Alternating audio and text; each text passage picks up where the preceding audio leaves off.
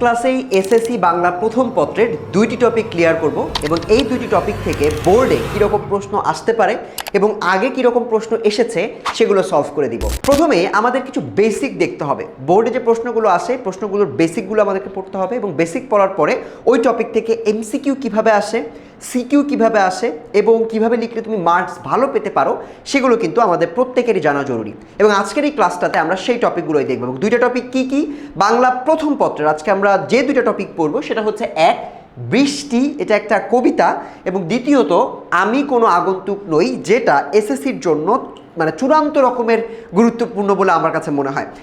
এবং আমরা এই গুরুত্বপূর্ণ টপিকগুলো আজকে পড়বো। প্রথমে আমরা কবিতাটা পড়বো, তোমাদেরকে আমি কবিতার লাইন বাই লাইন দাগিয়ে দিব এবং শব্দের অর্থ দাগিয়ে দিব এবং কোথা থেকে প্রশ্নটা বেশি বেশি আসে এটা কিন্তু আমি তোমাদেরকে দেখিয়ে দিব।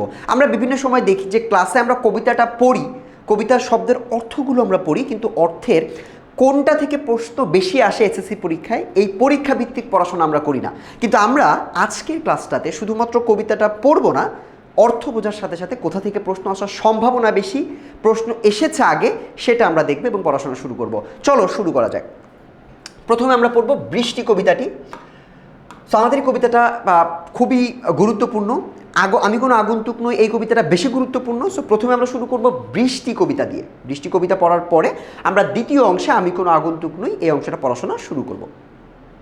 তো চলো শুরু করা যাক প্রথমে আমাদের বৃষ্টি কবিতাটি দিয়ে। দেখো, বৃষ্টি কবিতাটায় আমাদের অনেকগুলো অংশ আছে। এই কবিতাটায় তুমি ডাইরেক্টলি তুমি যেভাবে পড়াশোনা করছো, তুমি যদি দেখো যে ডাইরেক্টলি অনেকগুলো ভাব এখানে বলা হচ্ছে এবং ইনডাইরেক্টলিও কিন্তু আমরা এখানে অনেক ধরনের ভাব এখানে দেখতে পাই। মানে সরাসরি তোমাকে প্রত্যক্ষভাবে কিছু মেসেজ দিয়ে দিচ্ছে এবং কিছু কিছু মেসেজ তোমাকে ওরা মানে তোমাকে অনুধাবন করে তোমাকে পড়াশোনা করতে হয়। সো আমি এখানে দেখো বৃষ্টি কবিতার অনেকগুলো ভাবকে এখানে লিখেছি এবং কোন ভাব থেকে প্রশ্ন বেশি আছে সেটা আমি তোমাদেরকে গুরুত্ব এখানে স্টার চিহ্ন দিয়ে বুঝিয়েছি। সুতরাং তোমরা যখন পড়বা তখন এই ভাবগুলোর প্রশ্নগুলো তোমাদেরকে বেশি পড়তে হবে। যেমন ধরো, প্রথমে আমরা যদি দেখি বৃষ্টির প্রতীক্ষায় যে চিন্তাটা ছিল, আমরা কিন্তু বৃষ্টি কবিতায় ডাইরেক্টলি দেখতে পাই, বৃষ্টি কবিতায় কিন্তু আমরা ডাইরেক্টলি দেখতে পাই যে এখানে বৃষ্টির একটা আকাঙ্ক্ষা আমরা ওখানে করতে দেখেছি। মানুষজন অনেক দিন ধরে বৃষ্টিকে প্রত্যাশা করলে সেই যে চিন্তাটা, সেই যে ইচ্ছাটা, বৃষ্টির জন্য যে বাসনাটা, সেই বাসনাটা কিন্তু আমরা এই কবিতায় স্পষ্ট দেখতে পাই। সুতরাং এই অংশটা আমাদেরকে একটু গুরুত্ব দিয়ে পড়তে হবে। বৃষ্টি, তোমাদের প্রশ্নগুলো এরকম আসে যে বৃষ্টি কিভাবে বা বৃষ্টির যে চাহিদাটা, আকাঙ্ক্ষাটা, এটা আসলে কিভাবে তৈরি হয়, মানুষ বৃষ্টিকে কিভাবে প্রত্যাশা করে সে সম্পর্কিত প্রশ্নগুলো আসতে পারে। তারপর প্রকৃতিতে প্রাণের কিভাবে সঞ্চার হয়, অর্থাৎ বৃষ্টি প্রকৃতির জন্য কতটা গুরুত্বপূর্ণ এটাও একটু দেখতে পারো। জনজীবনে, আমাদের দৈনন্দিন জীবনে বর্ষা কেমন প্রভাব ফেলে, বৃষ্টি স্নাত প্রকৃতির যে রূপ এটা সব থেকে গুরুত্বপূর্ণ। এখানে আমরা বহু এমসিকিউ আসতে দেখি যেখান থেকে তোমাকে প্রশ্ন দেয় যে বৃষ্টি মানব মনকে কেমন করে। আমরা কিন্তু একটা পর্যায়ে পড়বো যে বৃষ্টি আমাদের মানব মনকে বিষণ্ণ করে তুলতে পারে, অথবা আমাদের মানব মনকে অনেক বেশি, আমি কি বলবো, এটা মানব মনটাকে অনেক বেশি মন খারাপের দিকে নিয়ে যেতে পারে। ঠিক আছে, বিরহকে মনে করিয়ে দিতে পারে, প্রিয়জনকে মনে করিয়ে দিতে পারে। এই পুরো জিনিসগুলো সব থেকে বেশি গুরুত্বপূর্ণ এই কবিতাটায়। ঠিক আছে, সুতরাং আমাদের এই বৃষ্টি স্নাত প্রকৃতির যে রূপ, এই প্রকৃতির রূপটা কিন্তু আমরা একটু বেশি ভালো করে পড়ার চেষ্টা করব। মানব মনের সঙ্গে যে সম্পর্ক, যেটা আমি একটু আগে বলছিলাম, এই দুইটা জিনিস একত্রিতভাবে তোমাদের কিন্তু এসএসসি পরীক্ষার জন্য বেশি বেশি গুরুত্বপূর্ণ। বন্ধুরা, আমরা এতক্ষণ দেখে নিলাম বৃষ্টি পরীক্ষার কোন অংশটুকু বেশি গুরুত্বপূর্ণ। চলো আমরা এবারে শুরু করে দিই বৃষ্টি কবিতার আসল যে কবিতাটা আছে, ওই কবিতাটার বিভিন্ন শব্দ, বিভিন্ন লাইনগুলোর অর্থ আমরা একটু দেখে নেওয়ার চেষ্টা করি। সো আমরা এখন শুরু করব বৃষ্টি কবিতা, যেটি লিখেছেন ফররুখ আহমদ। আমরা যে কবিতাটা এখন পড়বো সেটা লিখেছেন, বৃষ্টি কবিতাটি ফররুখ আহমদ লিখেছেন। ঠিক আছে, সো আমরা প্রথমে এই কবিতার লাইনটা দিয়ে একটু শুরু করি।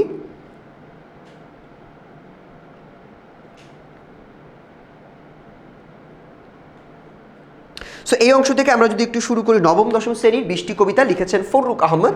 এবং এই ফররুখ আহমদ ভদ্রলোকের লেখা অনেকগুলো লেখাই তোমরা হয়তো ইতোপূর্বে পড়েছো, বাট এই লেখাটা আমাদের এসএসসি পরীক্ষার জন্য গুরুত্বপূর্ণ। প্রথমত দেখো, বৃষ্টিতে আমি তোমাদেরকে কি বলেছি, বৃষ্টি পরীক্ষার মূল ভাবটা হচ্ছে বৃষ্টি এটা মানুষের কাছে কতটা প্রয়োজনীয় এবং এটা মানুষ কিভাবে পারসিভ করে, মানুষ কিভাবে গ্রহণ করে, সেটা আমরা এই কবিতায় দেখতে পাবো। প্রথমে বলছে, বৃষ্টি এলো, বহু প্রতীক্ষিত বৃষ্টি, পদ্মা মেঘনার দুপাশে আবাদি গ্রামে, বৃষ্টি এলো পুবের হাওয়ায়। আমরা এই দুইটা লাইনে কি বুঝতে পারছি? এই দুইটা লাইনে প্রথমত আমরা দেখতে পাচ্ছি যে বৃষ্টি, এই যে জায়গাতে বৃষ্টি হচ্ছে সেই বৃষ্টিটা একটা বহুল প্রতীক্ষিত বৃষ্টি। প্রতীক্ষিত বৃষ্টিটা কখন হয়? মনে করো একটা এলাকায় অনেক দিন ধরে অনাবৃষ্টি হচ্ছে। অনাবৃষ্টি মানে বৃষ্টি দেখা যাচ্ছে না বা বৃষ্টি হচ্ছে না। গ্রীষ্মকালে আমরা যখন দেখি যে অনেক রোদ্দুর থাকে এবং খরা থাকে এবং আমাদের গরমে আমাদের প্রাণ যখন দুর্বিষহ হয়ে যায়, তখন আমরা বলি না যে আল্লাহ মেঘ দে, পানি দে, আল্লাহ বৃষ্টি দে। এই যে বৃষ্টির গানটা, এটা কেমন আমাদের কাছে বহুল অপেক্ষার পরে একটা আসা বৃষ্টি বা বহুল প্রতীক্ষিত একটা বৃষ্টি, এবং এই বৃষ্টিটা আমাদের অনেক পছন্দের, তাই না? সো বৃষ্টি তখনই বেশি তোমাদের কাছে ভালো লাগে যখন এটা অনেক বেশি প্রতীক্ষিত হয়। ঘন ঘন যখন 5-6 দিন বৃষ্টি হয় তখন কিন্তু তোমরা বলো যে না ধুরো, বৃষ্টি তৈরি, এত বৃষ্টি হচ্ছে আমি বাইরে যেতে পারছি না। সো এখানে মূলত আমার মনে হয় প্রতীক্ষাটা খুব স্পষ্টভাবে তোমাদেরকে বলা হয়েছে যে বৃষ্টিটা অনেক প্রতীক্ষিত বৃষ্টি হিসেবে এখানে ধরা দিয়েছে।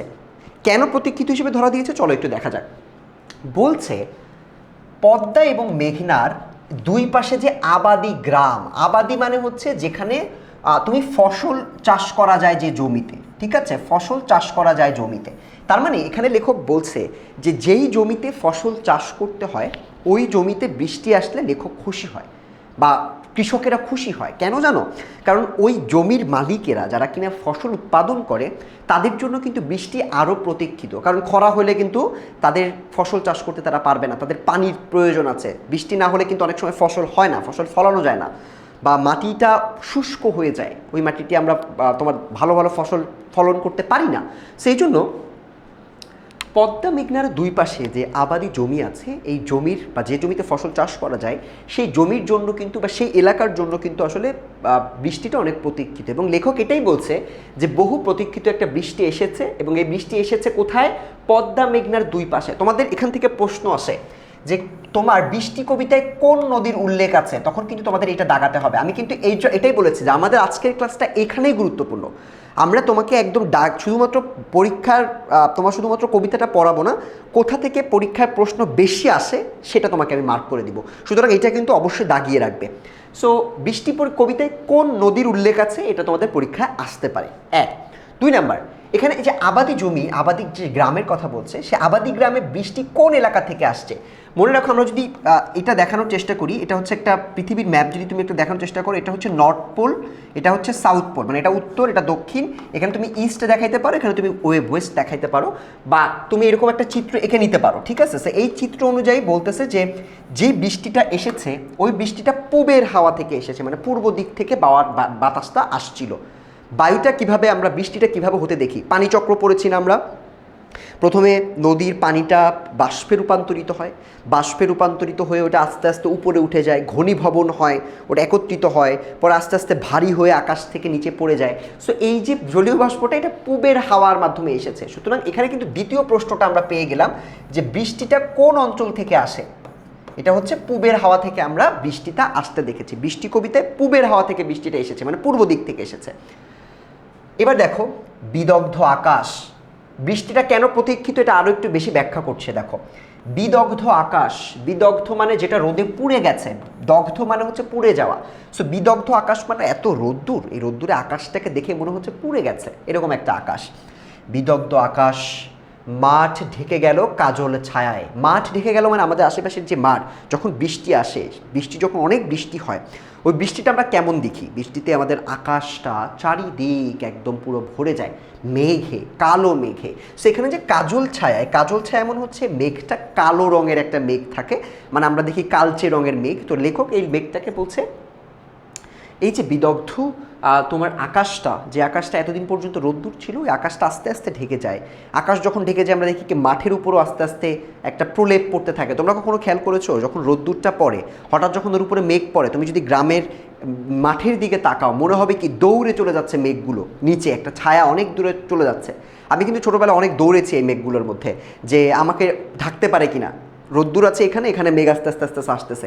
সো এরকম কথাই এখানে বলছে, যে এমন একটা মনে হচ্ছে যে মাঠটা একটা কাজল ছায়ায় ঢেকে যাচ্ছে, যে ঢেকে যাওয়াটা আমরা এই বিদগ্ধ আকাশ বা বৃষ্টি আসলে দেখতে পাই, আকাশের ক্ষেত্রে এবং মাঠের ক্ষেত্রে দুইটা জায়গায় দেখতে পাই।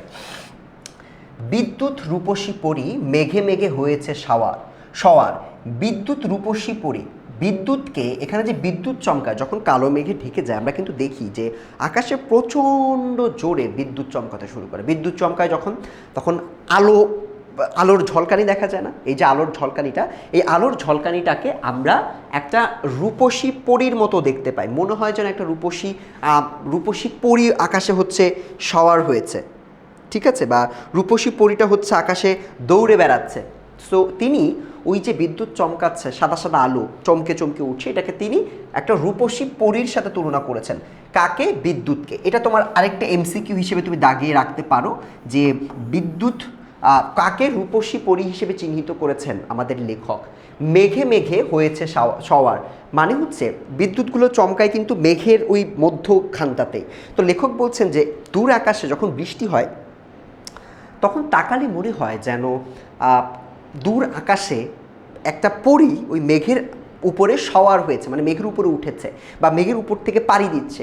ঘোড়ায় সওয়ার হয় না মানুষজন, মানে হচ্ছে ওঠা। এই সওয়ার শব্দের অর্থ হচ্ছে ওঠা বা কোনো কিছুর উপর ভর দেওয়া বা কোনো কিছুর উপর চড়ে বসা, এরকম একটা শব্দ। তো তিনি বলছে যে রূপসী, বিদ্যুৎকে দেখে মনে হচ্ছে রূপসী পরী যে মেঘের উপর দিয়ে চড়ে বেড়াচ্ছে।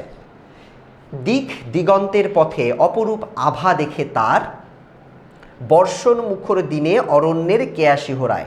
বলছে দিক দিগন্ত, দিগন্ত মানে হচ্ছে দিক প্লাস অন্ত, মানে কোনো একটা দিকের শেষ, একদম তুমি যত দূর চোখ যায় তোমার মনে হবে যে শেষ নাই, কিন্তু একটা পর্যায়ে গিয়ে তোমার মনে হবে যে না, পৃথিবীটা শেষ হয়ে গেছে। কক্সবাজার যদি তোমরা কখনো যেয়ে থাকো, যেখান থেকে সূর্য ডুবে যায়, তোমার মনে হয় কি ওইটাই শেষ।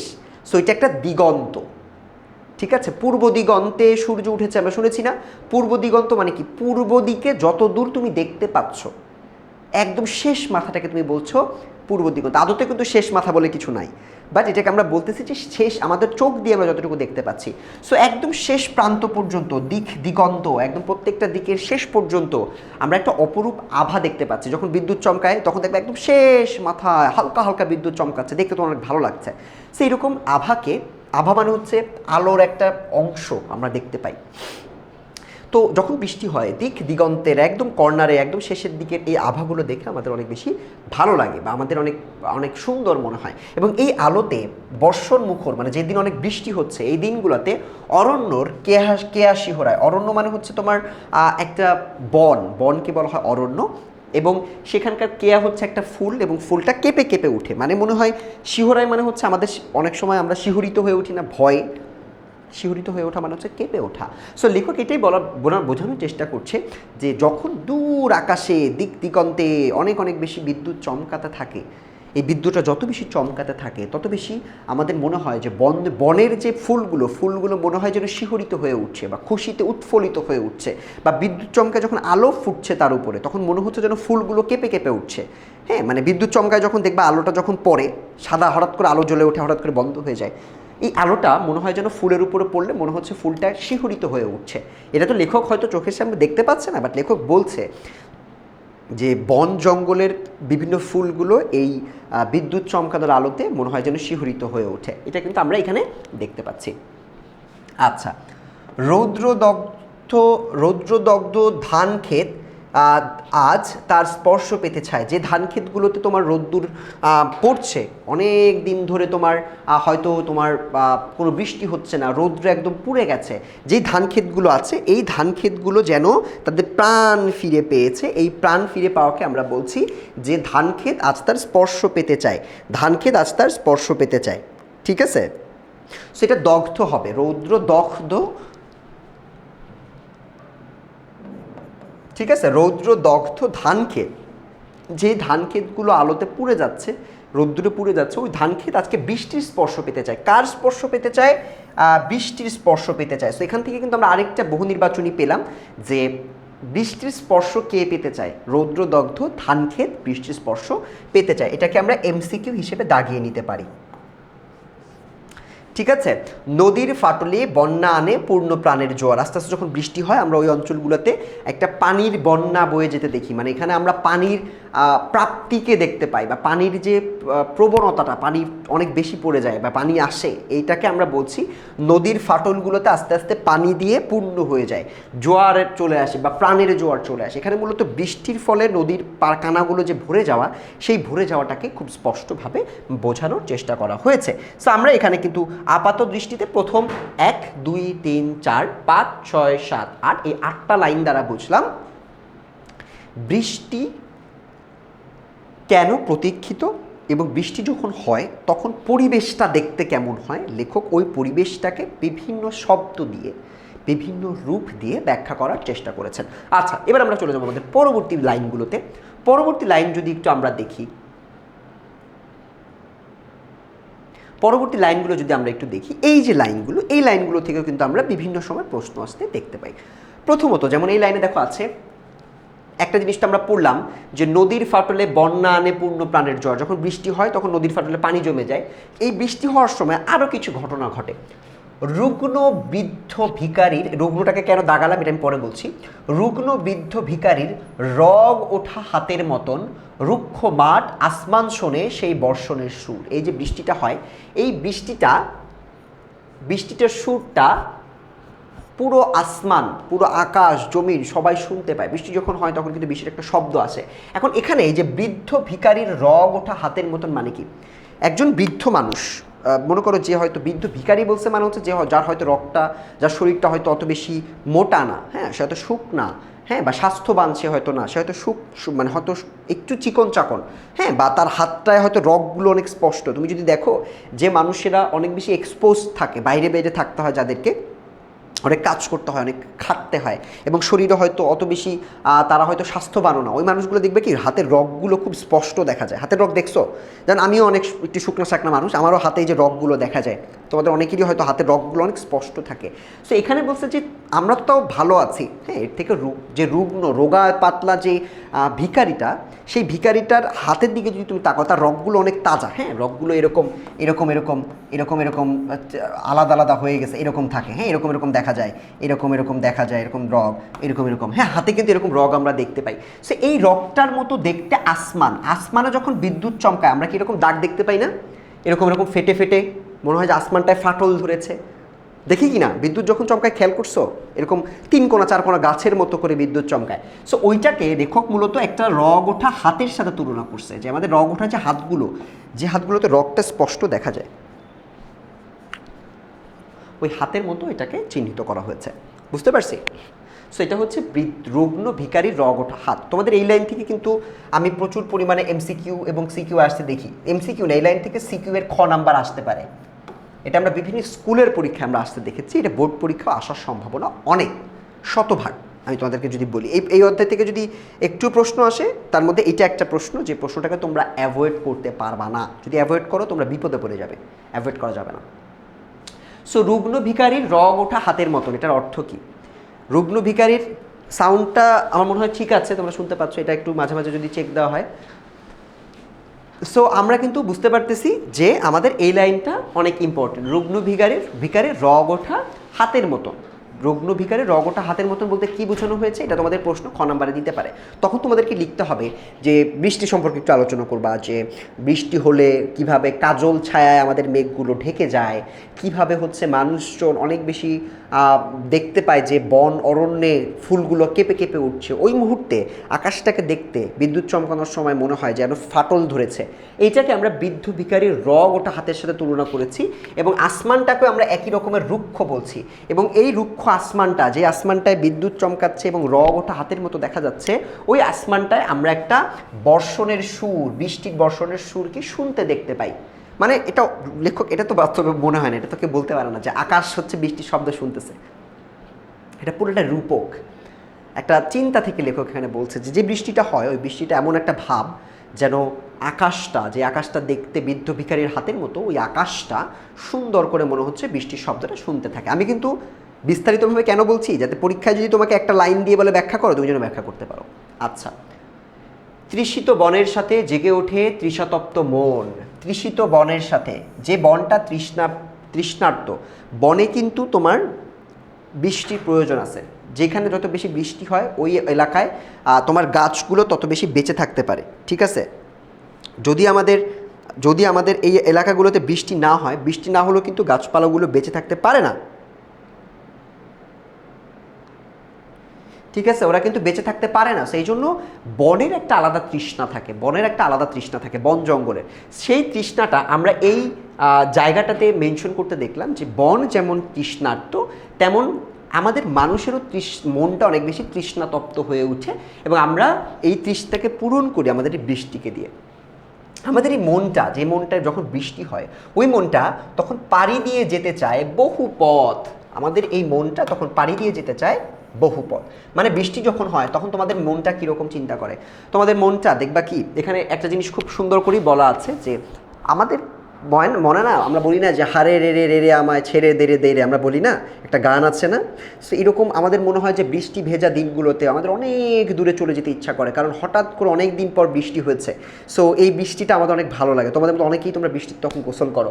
সো এইটাই লেখক বলছে যে যে বনটায় বৃষ্টি হচ্ছে, সেই বনটা যেমন তৃষিত মনকে তপ্ত করে, তেমনি আমরাও আমাদের তৃষ্ণারটাকে বা ভালো লাগার বিষয়টাকে আমরা অনেক বেশি অনুভব করি এবং এটাকে বলে না এমব্রেস করি। হ্যাঁ, মানে এটাকে অনেক বেশি ভালো করে অ্যাকসেপ্ট করি, যে অ্যাকসেপ্ট করাটা আমরা আমাদের এই জায়গাটাতে দেখতে পাচ্ছি। সো এই জায়গাটা দেখলাম, পাড়ি দিয়ে যেতে চায় বহু পথ প্রান্তর বন্ধুর। সো বলছে যে এই মনটা বহুদূর যেতে চায় এবং মনে হয় যে বহু পথ সে পাড়ি দিবে, এবং প্রান্তর বন্ধুর মানে হচ্ছে যেটা চলাচল করাটা যেটা সমান না। হ্যাঁ, বন্ধুর পথ মানে যেটা, মানে এখানে অসমান বুঝায় না, এখানে বুঝাইছে যেই পথটা পাড়ি দেওয়াটা কঠিন, যেটা কঠিন একটা পথ, অনেক শক্ত একটা পথ, এটাকে বুঝাইছে। এই বন্ধুর মানে কিন্তু হয়েছে ফ্রেন্ডের না, বাংলা করো না যে ফ্রেন্ড মানে বন্ধু, এবং ফ্রেন্ড এর মানে বন্ধুর, এটা আমার বন্ধুর গাড়ি না, এটা না। এই বন্ধুর মানে হচ্ছে বন্ধুর পথ, মানে যে পথটা অনেক কঠিন, যে পথটা সহজে পাড়ি দেওয়া যায় না, যেই পথটা সমতল না, হ্যাঁ, বা সমান না, এইটাকে বোঝানো হয়েছে। এবং তারা লেখক বলছে যে যেই পথটা অনেক কঠিন এবং ওই পথটাও পাড়ি দেওয়ার সক্ষমতা বা ওই পথটা পাড়ি দেওয়ারও একটা আলাদা তৃপ্তি আমার মধ্যে কাজ করে, যেটা আমরা এই 2 লাইনে দেখেছি। ঠিক আছে, এই লাইন থেকে প্রশ্ন করে খ নাম্বারে বলে যে আমাদের যে মন পাড়ি দিয়ে যেতে চায় বহুদূর বহু পথ বন্ধুর, এই লাইনটা ব্যাখ্যা করতে হবে। তখন তোমাকে নিজের ভাষায়, লাইনটার ব্যাখ্যাটা কিন্তু খুব বেশি কবিতায় দেওয়া নাই, তোমাকে নিজের মতো করে লিখতে হবে যে আমাদের মনটা কিভাবে চিন্তা করে। আচ্ছা, সো প্রান্তর বন্ধুর পথগুলো আমাকে যেতে ইচ্ছা করে, যেখানে বিস্তৃত দিন পড়ে আছে নিঃসঙ্গ নির্জনে, যেখানে বর্ষার মেঘ জাগে আজ বিষণ্ণ মেদুর। এখানে একটা জিনিস দেখতে হবে, এখানে বিস্তৃত মানে হচ্ছে যেটা স্মৃতিতে নাই, যে স্মৃতিগুলো আমাদের মনে থাকে না, হ্যাঁ, মানে যে স্মৃতিগুলো আমরা সহজে স্মরণ করি না। সো এই লাইনটাতে আমরা যেটা বুঝতে পারছি যে বিস্তৃত দিন মানে অনেকগুলো দিন আছে, যে দিনগুলোকে আমরা সচরাচর হয়তো মনে করি না, আমাদের স্মৃতিতে যেটা নাই, এই দিনগুলো আমাদের ওই বৃষ্টির সময় কিন্তু আস্তে আস্তে মনে পড়ে। মানে আমরা যখন, মানে এই পুরো 4টা লাইন দ্বারা যেটা বোঝানো হয়েছে, আমাদের স্মৃতিতে কিছু দিন বা কিছু মেমোরি আছে যেগুলো নিঃসঙ্গ, যেগুলো আমাদের সহজে মনে পড়ে না, একাকী নির্জনে নিরিবিলিতে আছে, যেটা আমরা সহজে মনে করি না। কিন্তু বৃষ্টি যখন হয় আমাদের ওই বিস্তৃত দিনগুলোর কাছে আমাদের ফিরে যেতে ইচ্ছা করে, আমাদের ওই পুরাতন দিনগুলো আমরা আস্তে আস্তে মনে করা শুরু করি। মানে বৃষ্টি হলে তোমার পুরনো দিনের কথা মনে পড়ে না? যেমন আমার যখন এখনও পর্যন্ত বৃষ্টি হয়, এখনও যদি খুব ঝড়ো বৃষ্টি হয়, আমার মনে হয় আমার ছোটোবেলার কথা মনে পড়ে, যখন আমি আমার ফ্রেন্ডদের সাথে আমরা বের হইতাম, আমার একটা সাইকেল ছিল, সাইকেলে করে আমরা চলে যেতাম বাইরের পথে। আমরা সাইকেলে গিয়ে অনেক, আমাদের বাসার পাশে, আমি তো শহরেই বড় হয়েছি, কিন্তু শহরে বড় হলেও কিছু কিছু বাড়ির সামনে আম গাছ ছিল, ওই আম গাছগুলোর নিচে আমি চলে যেতাম। এগুলো কিন্তু স্মৃতি।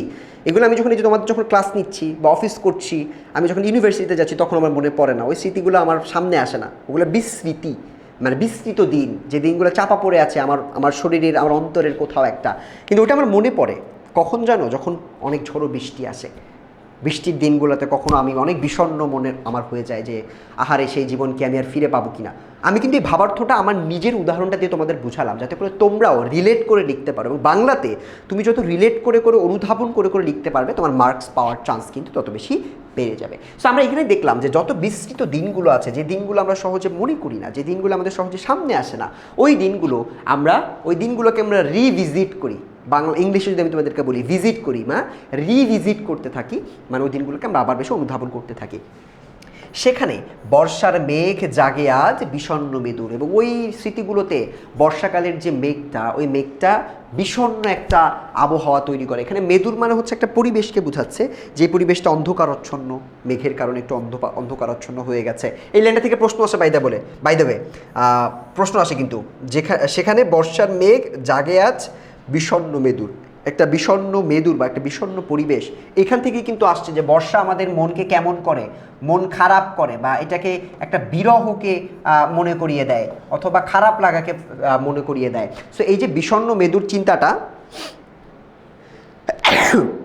সরি, সো এই বিষণ্ণ মেদুর চেহারাটা কিন্তু আমরা এখানে দেখতে পাই। ঠিক আছে, সো আমরা এখানে দেখলাম যে কিভাবে বর্ষা আমাদের মনের স্মৃতিগুলোকে আস্তে আস্তে জাগিয়ে তুলে, এবং শুধুমাত্র মনের স্মৃতিকে জাগিয়ে তুলে না, বরঞ্চ এটা আমাদের বিষণ্ণ যে স্মৃতিগুলো আছে স্মৃতিগুলোকে কিন্তু আস্তে আস্তে মনে করিয়ে দেয়। আমরা এই মনে করানোর স্মৃতিগুলোকে আস্তে আস্তে এখানে দেখতে পাই। সো আমাদের কবিতার বেসিকটা আমাদের পড়া শেষ। আমাদের এই কবিতার এই শব্দ এবং এই ভাবার্থগুলো যদি তোমার জানা থাকে, তুমি ইনশাআল্লাহ বার্ষিক পরীক্ষায় খ নম্বরের প্রশ্ন ভালো করতে পারবে, এসএসসি পরীক্ষায় ভালো করতে পারবে, এমসিকিউগুলো তুমি উত্তর করতে পারবে।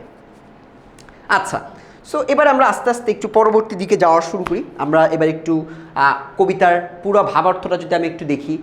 বৃষ্টি এলো, বহু প্রতীক্ষিত বৃষ্টি, পদ্মা মেঘের দুপাশে আবাদি গ্রামে বৃষ্টি এলো পুবের হাওয়ায়, বিদগ্ধ আকাশ মাঠ ঢেকে গেল কাজল ছায়ায়, বিদ্যুৎ রূপসী পরি মেঘে মেঘে হয়েছে সবার, দিক দিগন্তের পথে অপরূপ আভা দেখে তার বর্ষণমুখর দিনে অরণ্যের কেয়া শিহরায়, রৌদ্রদগ্ধ ধান ক্ষেত আজ তার স্পর্শ পেতে চায়, নদীর ফাটলে বন্যা আনে পূর্ণ প্রাণের জোয়ার, রুগ্ন বৃদ্ধ ভিখারির রগ ওঠা হাতের মতন, রুক্ষ মাঠ আসমান শোনে সেই বর্ষণের সুর, তৃষিত বনের সাথে জেগে ওঠে তৃষাতপ্ত মন, পাড়ি দিয়ে যেতে চায় বহু পথ প্রান্তর বন্ধুর, যেখানে বিস্মৃত দিন পড়ে আছে নিঃসঙ্গে নির্জন, সেখানে বর্ষার মেঘ জাগে আজ বিষণ্ণ মেদুর। কবিতাটা পুরাটাই আমাদের বর্ষার একটা সৌন্দর্যকে তুলে ধরেছে। এবার আমরা ফররুখ আহমদ সম্পর্কে জানবো। কবি পরিচিতি থেকে কি প্রশ্ন আসে? ইয়েস, কবি পরিচিতি থেকে আমরা প্রশ্ন আসতে দেখি। আমরা কবি পরিচিতি সম্পর্কে একটু দেখে নেই। ফররুখ আহমেদ, তার জন্মসালটা আমাদের প্রয়োজন আছে কিনা। প্রথমত ফররুখ আহমেদের জন্মসাল থেকে প্রশ্ন সচরাচর আসে না, জন্মসাল থেকে আমরা এখানে প্রশ্ন পাবো না। তবে যেখান থেকে মানে প্রশ্ন পাওয়ার চান্সেসটা কম, পাবা না বলে ভুল হবে, কারণ বোর্ড প্রশ্নে কখন কীভাবে কী দিয়ে দেয় এটা আমরা জানি না। বাট আমরা কিন্তু এখানে আপাতত সচরাচর ফররুখ আহমেদের জন্ম মৃত্যু থেকে প্রশ্ন আসতে দেখা যায় না। আচ্ছা, মাগুরা জেলার মাজাইল গ্রামে তিনি জন্মগ্রহণ করেছেন। ফররুখ আহমদ কলকাতার রিপন কলেজ থেকে আইএ পাশ করেন। এই রিপন কলেজ নামটা কিন্তু আমরা অনেকবার পেয়েছি, কলকাতার রিপন কলেজ। সুতরাং এই নামটার সাথে ফররুখ আহমেদের একটা সম্পর্ক আছে, এটা তোমরা একটু মনে রাখতে হবে। তিনি স্কটিশ চার্চ কলেজে দর্শন অনার্স করেছেন, এটা প্রয়োজন নাই, এখান থেকে প্রশ্ন সচরাচর আসে না। তারপর হচ্ছে তিনি পরীক্ষা না দিয়ে কর্মজীবনে প্রবেশ করছেন। তিনি কর্মজীবনের নানা পদে তিনি নিয়োজিত ছিলেন। 1947 থেকে 72 সাল পর্যন্ত তিনি ঢাকা বেতারে স্টাফ রাইটার পদে নিয়োজিত ছিলেন। এই তথ্যটা ইম্পর্টেন্ট। হ্যাঁ, ঢাকা বেতারে তিনি স্টাফ রাইটার হিসেবে ছিলেন। এটা কারণটা কি? কারণটা 1947 থেকে 72 আমাদের মুক্তিযুদ্ধ চলাকালীন সময়ের সাথে এটা রিলেভেন্ট। সুতরাং আমরা এই ভদ্রলোকের যে ঢাকা বেতারে তিনি কাজ করেছেন, এই ভদ্রলোকের এই তথ্যগুলো আমরা একটু পরে প্রশ্ন যখন সলভ করবো, তোমাদের কিন্তু শুধু বেসিক পড়াচ্ছি না, আমাদের টাইটেলটা কি, বোর্ডের এমসিকিউ এবং সিকিউ সলভ করবো। সো বোর্ডে আসার মতো এমসিকিউ এবং সিকিউগুলো কিন্তু আমি একটু পরে দেখাই দিব। বাট আপাতত কবির পরিচিতিটা একটু দেখো, লেখক পরিচিতিটা দেখো। সো তিনি ইসলামে আদর্শ ঐতিহ্য তাকে কাব্য সৃষ্টিতে প্রেরণা জুগিয়েছে। যেটা সব থেকে বেশি ইম্পর্টেন্ট, এটা হচ্ছে এই যে উল্লেখযোগ্য গ্রন্থ। তোমরা সকল কবির উল্লেখযোগ্য গ্রন্থগুলো একটু বেশি বেশি দেখার চেষ্টা করবা। গ্রন্থগুলো কিন্তু সব থেকে বেশি তোমার পরীক্ষার জন্য আসতে পারে কবি পরিচিতি থেকে। কবি পরিচিতিতে তার মামার বাড়ি কোথায়, দেশের বাড়ি কোথায়, এগুলোর থেকে তার লেখা কাব্যগ্রন্থ কোনটা অথবা কোন পত্রিকায় প্রকাশ পেয়েছে, এগুলো বেশি বেশি পড়বা। সবসময় দাগিয়ে দাগিয়ে পড়বা, লিখে লিখে পড়বা, তাহলে কাজে বেশি দিবে।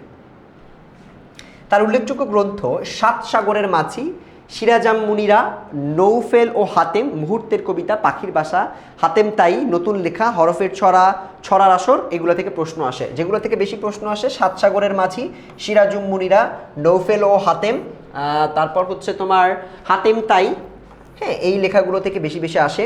হরফের ছড়া, এই প্রশ্নগুলো, এই অংশগুলো থেকে বেশি বেশি প্রশ্ন এমসিকিউতে আসতে দেখা যায়। কীভাবে প্রশ্নটা জানো? নিচের কোনটি ফররুখ আহমদের লেখা, চিহ্নিত করতে হয়। এখান থেকে এটা, এবং সাহিত্য অবদানের জন্য তিনি বাংলা একাডেমি পুরস্কার পেয়েছেন। এটা থেকে প্রশ্ন কি আসে? আমি কিন্তু স্কুলের পরীক্ষাগুলোতে এখান থেকে প্রশ্ন আসতে দেখি নাই।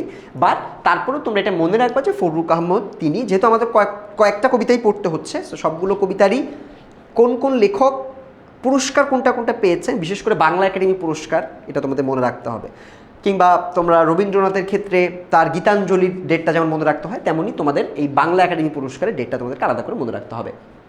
আবার তিনি মরণোত্তর 21 পদকও পাইছে, সো তার ডেটগুলো তোমাকে অবশ্যই, ডেটগুলো না, তার পুরস্কারগুলো অবশ্যই তোমাকে মনে রাখতে হবে। সুতরাং ফররুক আহমেদের পুরস্কারগুলো থেকে আমাদের পরীক্ষায় প্রশ্ন আসার সম্ভাবনা আছে। বুঝতে পেরেছি সবাইকে? সো আমাদের এখানে কিন্তু আমরা ফররুক আহমেদের কবিতা থেকে, মানে তার জীবনী থেকে বিভিন্ন সময় প্রশ্ন আসতে দেখি। মৃত্যুটা লাগে না, বাট আমরা কয়েকটা কবিতা মার্ক করে, কয়েকটা গ্রন্থ মার্ক করে দিলাম। গ্রন্থগুলো পড়বে অবশ্যই, লিখবে খাতায়, এবং শেষে হচ্ছে তার পদকগুলো, এগুলো থেকে প্রশ্ন আসতে দেখা যায়। এইবারে আমরা শুরু করে দিচ্ছি আমাদের বোর্ড প্রশ্ন সলভ। শুরু করছি একটা সিকিউ দিয়ে। সো এটা বোর্ডের প্রশ্ন না, বাট এই ধরনের প্রশ্ন আমরা কিন্তু যে নতুন সিলেবাস, সেই সিলেবাসে আমরা এটাকে বোর্ড প্রশ্নে আসতে দেখতে পারি। সো আমরা কিন্তু বোর্ড স্ট্যান্ডার্ড এমসিকিউ এবং বোর্ডের প্রশ্ন সলভ করতেছে আমাদেরকে, ঠিক আছে? আমরা কিন্তু পরবর্তী প্রশ্ন সরাসরি বোর্ডের নাম সহ তোমাদেরকে আমি বলে দিব। সো এখানে একটু দেখো যে আমরা এবার কিছু সিকিউ সলভ করব, যে টপিক থেকে প্রশ্ন আসতে পারে সেটা হচ্ছে কোন হাওয়ায় বৃষ্টি এলো। প্রথম প্রশ্নটাই একদম আমাদের একদম সাজেশনের সাথে মিলে গেছে। কোন হাওয়ায় বৃষ্টি এলো, এটা কোন হাওয়া ছিল? পূবের হাওয়ার সাথে বৃষ্টি এসেছিল, আমাদের কিন্তু মনে আছে। বৃষ্টি কবিতায় বৃষ্টিকে বহু প্রতীক্ষিত বলা হয়েছে কেন? ভাইয়া এটা মনে করো 100% একদম বোর্ড প্রশ্ন আসবেই, আমার ধারণা 100% বোর্ডে আসার সম্ভাবনা আছে। নতুন বোর্ডে তোমরা যারা পরীক্ষা দিবা বিভিন্ন বছরে, যে কোনো সালে তোমরা পরীক্ষা দিতে পারো, এই সালে মনে রাখবা এই কবিতার এই লাইনটা থেকে প্রশ্ন আসা ফরজ, মানে আমার একদম ধারণা যে এটা মিস দিবে না ওরা, কারণ এই প্রশ্নটা খুবই স্ট্যান্ডার্ড এবং একদম কবিতার মানে মূল ভাবার্থের সাথে এটা মিল আছে। একদম মূল ভাবার্থ কোনটা? যে বৃষ্টিকে বহুল প্রতীক্ষিত বলে চিহ্নিত করা হয়েছে, এই প্রতীক্ষার সাথে আমাদের এই লাইনটার একটা চূড়ান্ত রকমের মিল আমরা দেখতে পাই। সুতরাং এটা তোমাদের পড়তে হবে।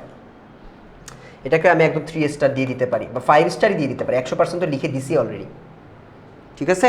এটা বাদ দেওয়া যাবে না, এই পার্টটা একদমই বাদ দেওয়া যাবে না। এই প্রশ্নটা বারবার লাগলে তুমি লিখে প্র্যাকটিস করবা। গ নাম্বার দেখো, উদ্দীপকে একটা কবিতাংশ দিয়েছে, এই কবিতাংশের সাথে বৃষ্টি কবিতার কোন দিকটি মনে করিয়ে দেয় ব্যাখ্যা করো। আজি ঝড়ো ঝড়ো মুখর বাদল দিনে জানি নে কিছুতে কেন যে মনে লাগে না। সে এই কবিতার লাইন থেকে কিন্তু আমরা বিভিন্ন সময়ে দেখি যে এটার সাথে কিন্তু বৃষ্টি কবিতার একটা মিল আছে, ঠিক আছে?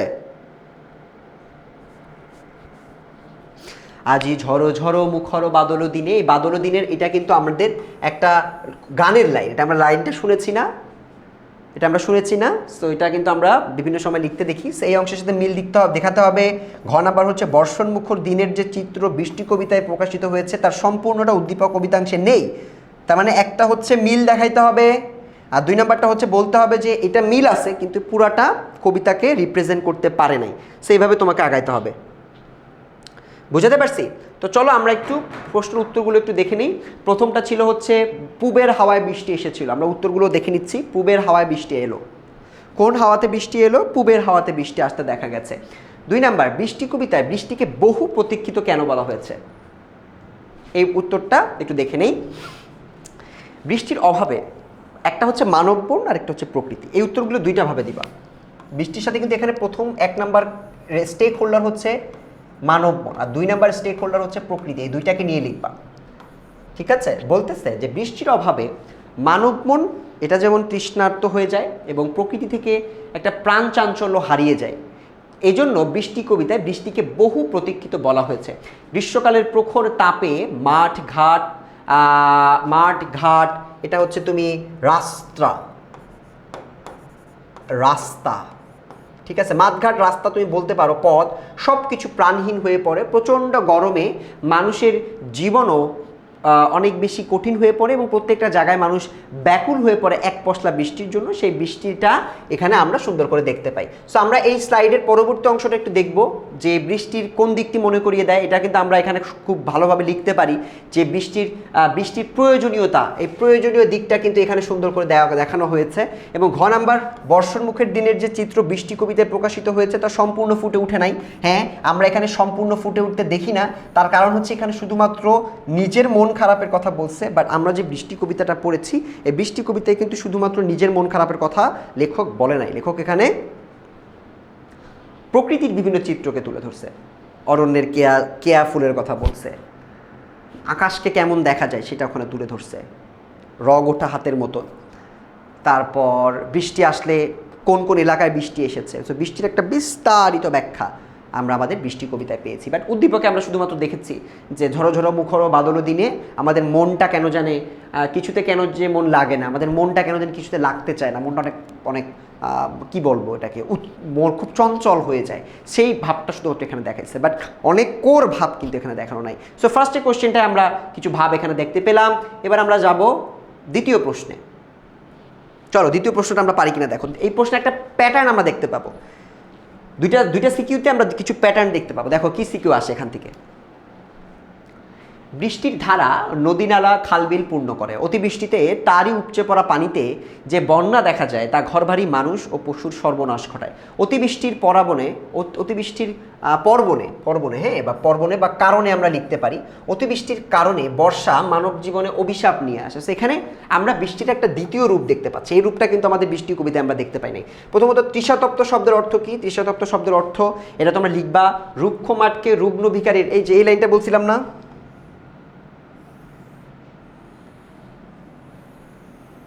রুগ্ন বৃদ্ধ ভিখারির রগ ওঠা হাত, এটা হচ্ছে আরেকটা খ নাম্বারের একদম 100% ইম্পর্টেন্ট।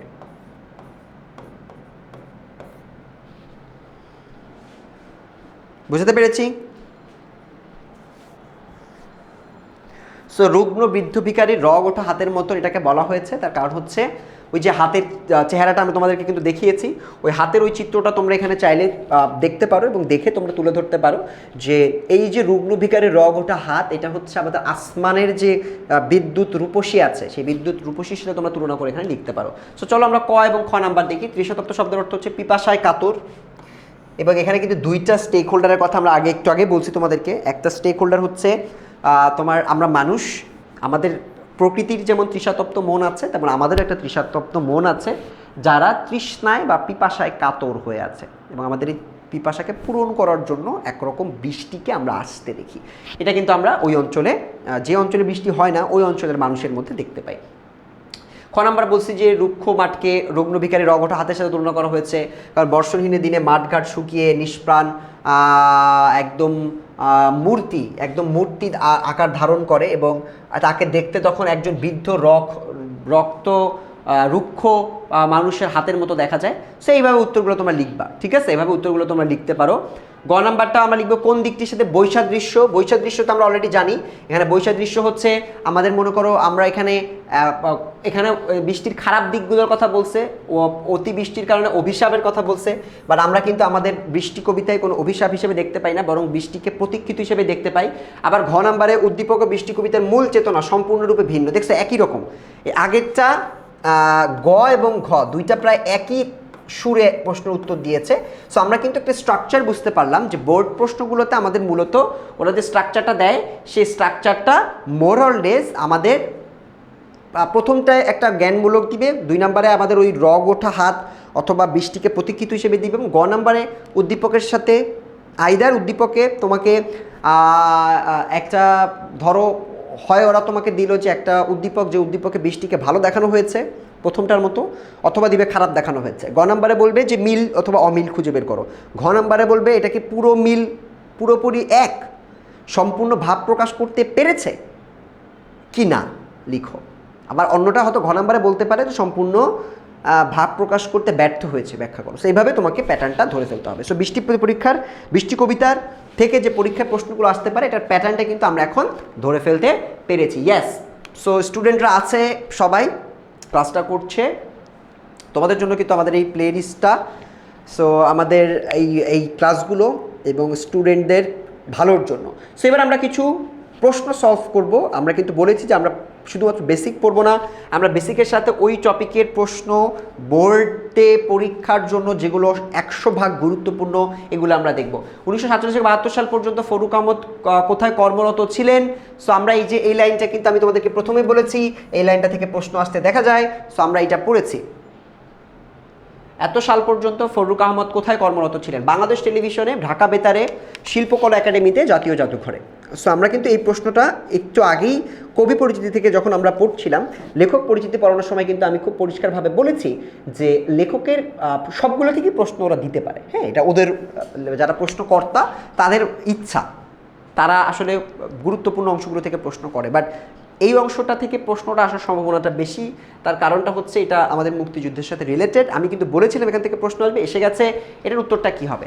বাংলাদেশ টেলিভিশন, এই উত্তরটা তো হবে না। উত্তরটা হবে তিনি হচ্ছে, তোমাদের সাথে সাথে আমিও কবিতাটা পড়েছি, আমি উত্তর করি। দেখো এটার উত্তর হচ্ছে ঢাকা বেতারে। আমরা কিন্তু পড়েছি যে ঢাকা বেতারে তিনি 47 থেকে 72 পর্যন্ত কর্মরত ছিলেন। সো প্রথম প্রশ্নের উত্তরটা হচ্ছে ঢাকা বেতার, এবং বেতারে তিনি কর্মরত ছিলেন। আচ্ছা, এবং তিনি কিন্তু পড়াশোনা শেষ না করেই কর্মক্ষেত্রে ঢুকেছেন, এটাও আমরা পড়েছিলাম ফরুক আহমেদ সম্পর্কে। বোর্ড পরীক্ষার জন্য ইম্পর্টেন্ট। ইয়াস, কার অপরূপ আভা দেখে অরণ্যের কেয়া শিহরায়? অরণ্যের কেয়া শিহরায়, কেহা শিহরায় কি বলছি? বিদ্যুৎ আকাশের, বিদ্যুৎ আকাশের। ঢাকা বেতারে বিদ্যুৎ রূপসী পরীর রুগ্ন, রুগ্ন এটা বানানটা ভুল আছে, বৃদ্ধ ভিখারির হাত দেখে। হ্যাঁ, বা বৃদ্ধ ভিখারি, সেটা মূলত আমরা জানি যে বিদ্যুৎ রূপসী পরীর হাত দেখে এটা চেঞ্জ হয়েছে। আচ্ছা, 1947 থেকে 72 একই প্রশ্ন দেখো আবার অনেক বেশি ঘুরে আসতে পারে। তিনি কি হিসেবে ছিলেন? 1972 থেকে 1947 থেকে 72 সালে পর্যন্ত ফরুক আহমেদ বাংলাদেশ বেতারে কোন পদে কর্মরত ছিলেন? মহাপরিচালক, অনুষ্ঠান সম্পাদক, স্টাফ রাইটার, সিনিয়র অপারেটর। পারবে এটা? বলো, এটা কি পারবা? পারার কথা, এটা কিন্তু খুবই সহজ, একদম ডাইরেক্ট তোমার বই থেকে প্রশ্ন দিয়েছে যে তিনি কোন দায়িত্বে ছিলেন, কোন দায়িত্ব হিসেবে তিনি পালন করেছেন 47 থেকে 72-এ। দেখছো তথ্যটা থেকে কয় রকম প্রশ্ন হইতে পারে, সেটা কিন্তু বাদ দেওয়া যাবে না। এটা হচ্ছে স্টাফ রাইটার হিসেবে তিনি ছিলেন। কিছু কিছু ক্ষেত্রে বানান যদি দু একটা ভুল পেয়েও থাকো এটাকে একটু অ্যাভয়েড করো, বাট আমার মনে হয় স্টাফ রাইটার এটা আমরা পারতাম, এটা আমরা অ্যাবসলুটলি সবারই পারার কথা। ঠিক আছে, অলমোস্ট সবারই এটা পারার কথা। ঠিক আছে, এটা সবারই পারার কথা। চলো পরবর্তী প্রশ্নে চলে যাই। পরবর্তী প্রশ্নটা হচ্ছে, কোনটি ফরুক আহমদ রচিত গ্রন্থ? সিরাজাম মুনিরা, মহাপৃথিবী, মাটির কান্না, আপন মনের পাঠশালাতে। এটা তো আমাদের পারার কথা, এটা কিন্তু লিমন ভাই মার্ক করে দিছে। আমি কিন্তু তোমাদেরকে একটু আগে বলছি যে ভাইয়া সব জায়গা থেকে কিন্তু প্রশ্ন পাবা না, সব জায়গা থেকে কিন্তু প্রশ্ন পাবা না, কিছু কিছু জায়গা থেকে প্রশ্ন আসবেই আসবে, সেই জায়গাগুলো আমি তোমাদেরকে মার্ক করলাম।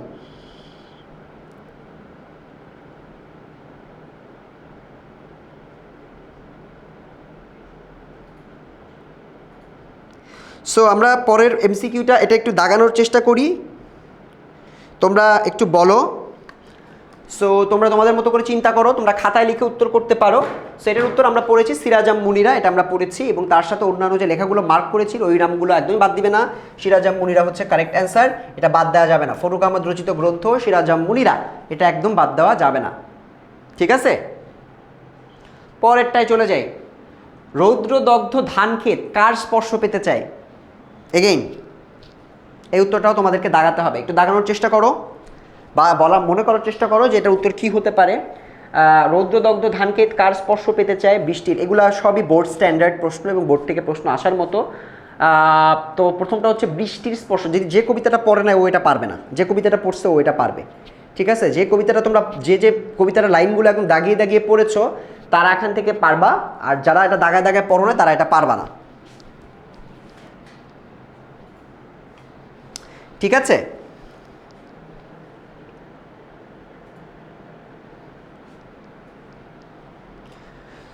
সো রৌদ্রদগ্ধ ধানক্ষেত বৃষ্টির স্পর্শ পেতে চায়, এটা কিন্তু আমরা একটু আগেই পড়েছিলাম, কবিতা যখন পড়লাম তখন এটা আমরা পড়েছি হচ্ছে বৃষ্টির স্পর্শ পেতে চেয়েছিল।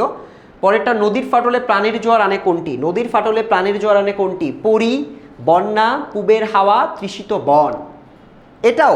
এটাও খুব সিম্পল, এটা যদি কবিতাটা তোমরা নাও পড়ে থাকো সেক্ষেত্রেও তোমরা এটা অ্যান্সার করতে পারবা। ঠিক আছে, এটা তোমরা অ্যান্সার করতে পারবা, এবং সো এটা তোমরা অ্যান্সার করতে পারবা। সেটার অ্যান্সারটা হচ্ছে বন্যা, তাই না? আমরা কিন্তু বন্যা পড়েছি, বৃষ্টির ফলে বন্যার কথা আমরা পড়েছিলাম। সো বন্যা হচ্ছে প্রাণের জোয়ার আনে কোনটি? নদীর ফাটলে, মানে বৃষ্টির ফলে যে তোমার পানি অনেক বেশি বেড়ে গিয়ে যে তোমার একটা জোয়ার তৈরি হয় বা কোনা কোনা যে ভরে যায়, সে ভরে যাওয়াটাকে এখানে তুলে ধরা হয়েছে। আচ্ছা, বৃষ্টি কবিতায় রুগ্ন ভিখারির রগ ওঠা হাতের সাথে কোনটিকে তুলনা করা হয়েছে? এই প্রশ্নটা একদম মুখস্থ করে ফেলতে হবে, এটা কোনো উপায় নাই, একদম মুখস্থ করে ফেলতে হবে। এই রুগ্ন ভিখারির র গোটা হাত, ভাই এই লাইনটা তুমি ট্রাস্ট মি, তুমি এটা সৃজনশীলও পাবা, যদি প্রশ্ন আসে এমসিকিউতে পাবা। তুলনা করা হয়েছে নদীর ঢেউকে, মাঠ, রুক্ষ মাঠকে, ধান ক্ষেতকে, তৃষিত বনকে। সেটা হচ্ছে রুক্ষ মাঠকে। হ্যাঁ, সো কারেক্ট অ্যান্সার হচ্ছে এই রুক্ষ মাঠকে। দেখো কারেক্ট অ্যান্সারটা ঠিক করে দেওয়া আছে, রুক্ষ মাঠকে এটাকে এরকম বলা হয়েছে। ওকে, 8 নম্বরে চলে যাই। বৃষ্টি কবিতায় পদ্মা মেঘনার দুপাশে কিসের কথা বলা হয়েছে? আবাদি গ্রামের কথা, কাশফুলের কথা, বিস্তীর্ণ চরের কথা, ধান ক্ষেতের কথা। কি হবে বলো তো? বৃষ্টি কবিতায় পদ্মা মেঘনার দুপাশে কিসের কথা বলা হয়েছে? চিন্তা করো, তোমরা একটু চিন্তা করো, উত্তরটা চিন্তা করো। তোমরা উত্তরটা চিন্তা করবে, চিন্তা করার পরে আমি তোমাদেরকে উত্তরটা দিব। ঠিক আছে, উত্তরটা তোমাদেরকে বলতে হবে।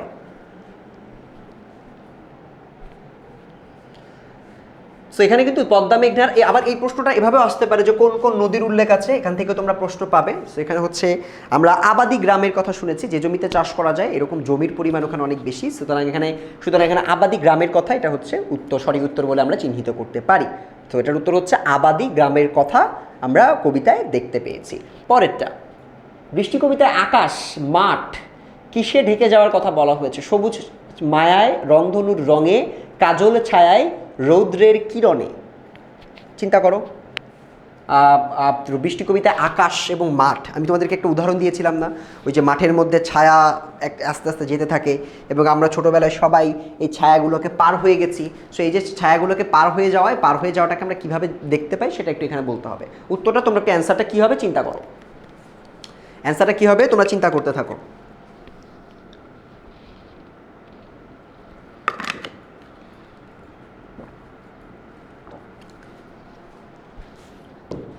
সো এটার উত্তরটা আমরা পেয়েছি, এটার উত্তরটা হচ্ছে কাজল ছায়া, তাই না? তোমার মাঠে আস্তে আস্তে কাজল ছায়ায় আমাদের মাঠটা ঢেকে যাওয়ার কথা বলা হয়েছে। সঠিক উত্তর হচ্ছে কাজল ছায়া। কাজল ছায়া, এটা আমরা পারতাম, এটা আমার মনে হয় আমার স্টুডেন্ট যারা আছে তারা সবাই এটা পারতো। পরেরটা, রানু বারান্দায় বসে আকাশে বিদ্যুতের খেলা দেখছে, এই অবস্থাটি নিচের কোন চরণে প্রকাশিত হয়েছে? এই ধরনের প্রশ্ন আসে, চরণের সাথে মিল দেখাতে হয়। এটা খুবই আমার কাছে খুব প্যাথেটিক লাগে মানে হচ্ছে এই সেন্সে আমি ভুল করতাম এগুলা। ঠিক আছে, এই জন্য আমার নিজেকে নিজেই খুব সমস্যা মনে হয় যে না, এটা একটু পেইন দিচ্ছে, কারণ এটা আমার মনে হয় অনুধাবন করে লিখতে একটু সমস্যা হয়। বাট তোমরা পারবা, কারণ আমি এখন তোমাদেরকে বলে দিব। রানু বারান্দায় বসে আকাশের বিদ্যুতের খেলা দেখছে, সেখানে হচ্ছে বিদ্যুতের খেলা দেখার সাথে বৃষ্টি এলো, বহু প্রতীক্ষিত বৃষ্টি, এটার সাথে আমার মনে হয় না মিল আছে। প্রতীক্ষিত বৃষ্টিটা হবে না। বর্ষণ মুখর দিনে অরণ্যের কে আসি হোরায়, বিদ্যুৎ রূপসী পরি, মেঘে মেঘে হয়েছে সওয়ার, রুগ্ন বৃদ্ধ ভিখারির রগ ওঠা হাতের মতো। সেটা হচ্ছে গ নাম্বার, আমরা বুঝতে পারতেছি এটার সাথে গ নাম্বারের উত্তরের মিল আছে। বৃষ্টি কবিতায় রুগ্ন ভিখারির হাতে কোনটি সহজে দৃশ্যমান? বৃষ্টির ফোঁটা, রক্ত, উপার্জন। না, এটা উত্তর হবে হচ্ছে রগের সাথে এটা মিল হয়েছে, সুতরাং রগ ইজ দ্য কারেক্ট অ্যান্সার। ঠিক আছে, পরেরটা, বৃষ্টি কবিতায় কোনটিকে ভূষিত বলা হয়েছে? বনকে কি ভূষিত বলেছে?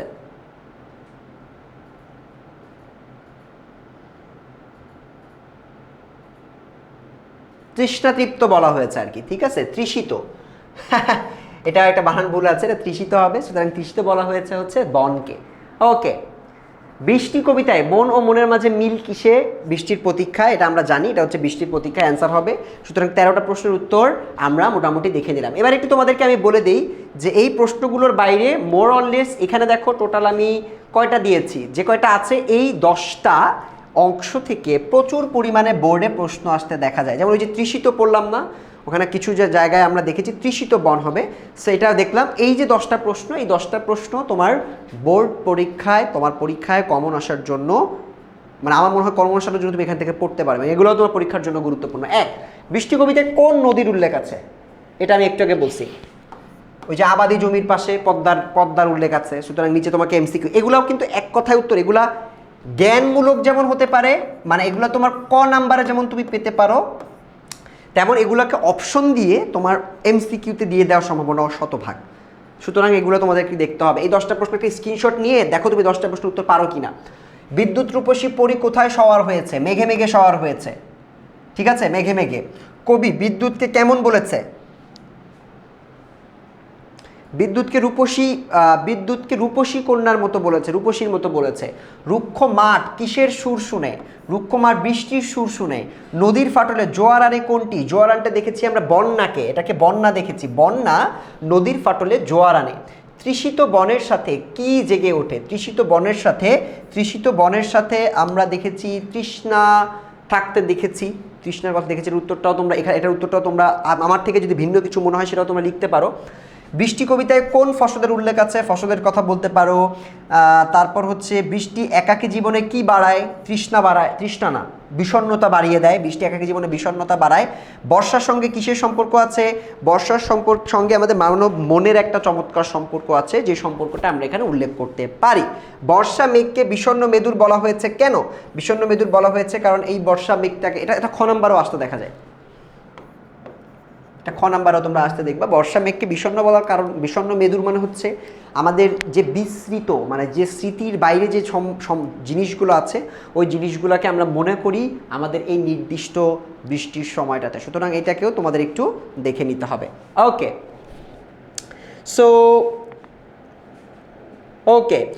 এরই মধ্য দিয়ে আমাদের বৃষ্টি কবিতার প্রত্যেকটা অংশ আমাদের পড়া শেষ। বৃষ্টি কবিতা থেকে কোন কোন প্রশ্ন আসতে পারে, কোন কোন প্রশ্ন আসতে পারে না, এটা কিন্তু পুরোটা আমি তোমাদেরকে আজকের ভিডিওতে দেখিয়ে দিলাম, এবং এরই মধ্য দিয়ে বৃষ্টি কবিতার অংশটুকু আমাদের এখানে শেষ হচ্ছে। এবারে আমরা চলে যাব আমাদের পরবর্তী ক্লাসে।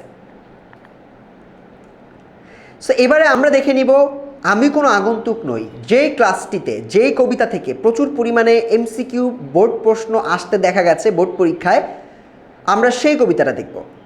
আমি কোনো আগন্তুক নই, এই কবিতাটা কিন্তু তোমাদের এসএসসি পরীক্ষার জন্য চূড়ান্ত রকমের গুরুত্বপূর্ণ, তাই এই কবিতার এমসিকিউ এবং সিকিউ দেখে নেওয়াটা তোমাদের জন্য জরুরি।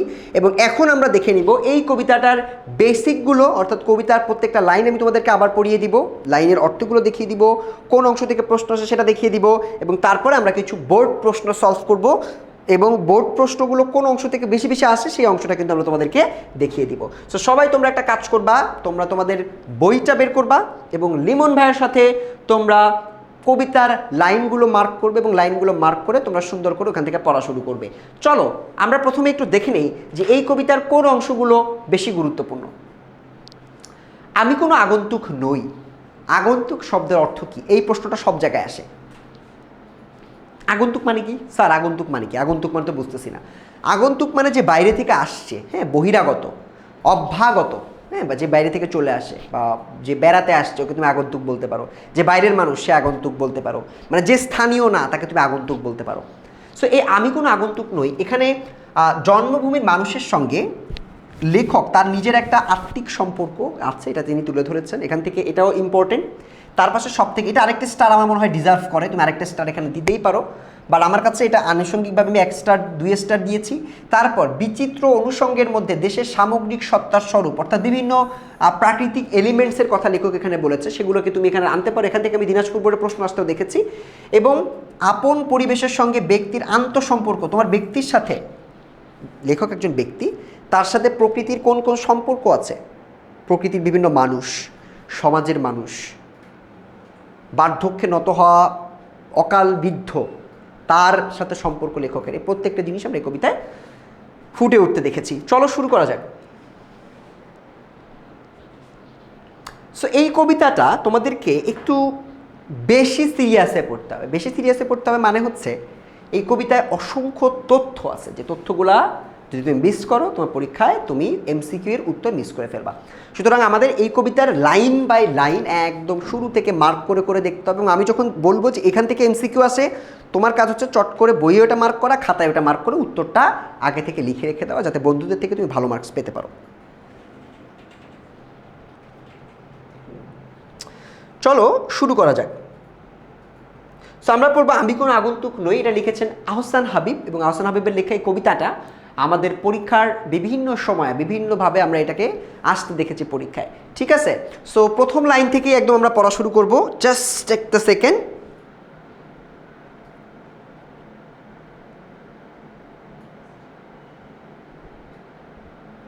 ওকে, সো চলো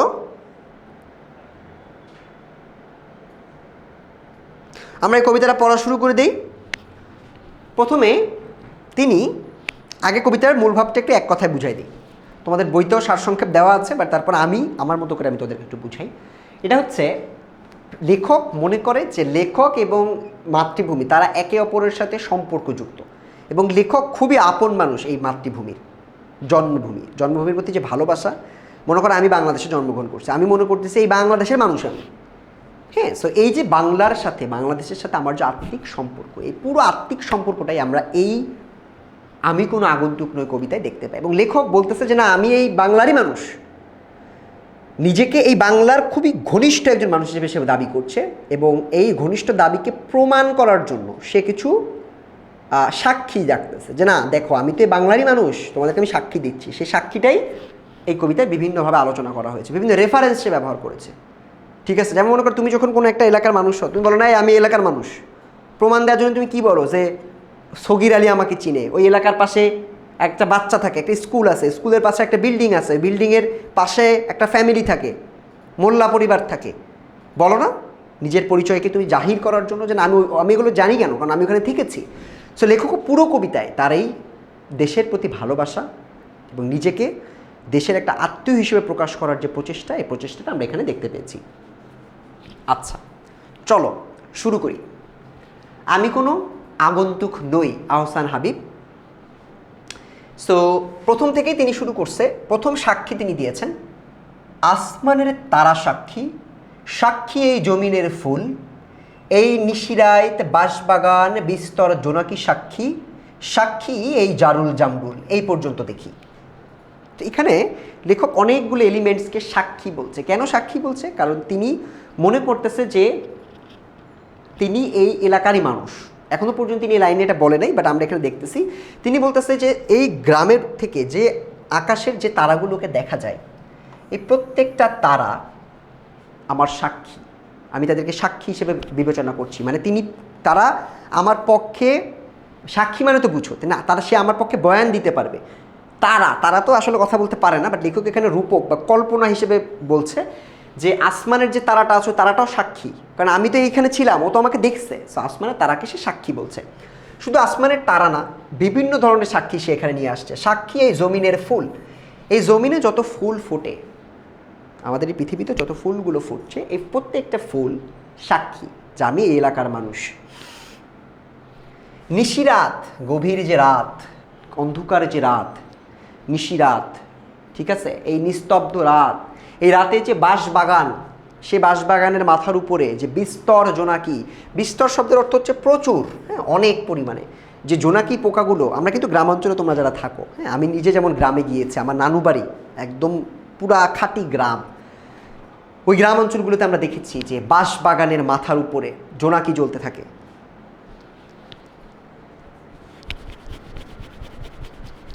সো এই বাঁশবাগানের বিস্তর জোনাকিকে লেখক সাক্ষী বলছেন, যে জোনাকিগুলো গভীর অন্ধকারে, নিশিরাত্রেবেলা কিন্তু জোনাকি জ্বলতে দেখা যায়, টিপ টিপ করে জ্বলে। এই জোনাকিগুলো সাক্ষী এই জারুল এবং জামরুল দুইটা হচ্ছে গাছ, হ্যাঁ, দুইটা গাছ। জামরুল তো তোমরা খেয়েছই। সো জামরুল, এটা গ্রামীণ অঞ্চলে তোমরা এই গাছগুলো দেখতে পাবা। সো লেখক এইগুলাকে সাক্ষী বলেছে। সাক্ষী পুবের পুকুর, তোমাদের কিন্তু এইখান থেকে এমসিকিউ আসে,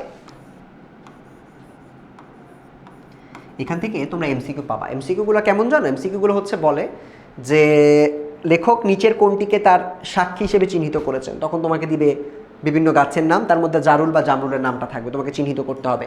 অথবা তিনি কাকে সাক্ষী করেছেন, নিচে আসমানের তারা, সূর্য, চাঁদ, এরকম অনেকগুলো অপশন থাকবে, তোমাকে আসমানের তারা দাগাইতে হবে। সো এরকম কিন্তু আমার এই 4টা লাইন থেকে শুধু সাক্ষী নির্ভর এমসিকিউ পাবা, সাক্ষী নির্ভর এমসিকিউ। আমি যদি একবার দাগাইছি, তারপর তুমি এখানে ক নাম্বারের প্রশ্ন পাবে, খ নাম্বারের প্রশ্নও পাবে। আমি যে ভাবার্থগুলো ব্যাখ্যা করলাম, কেন সাক্ষী বলেছেন, এইরকম প্রশ্ন তোমাকে দিতে পারে যে কেন সাক্ষী বলেছেন, পাবা তুমি প্রশ্ন।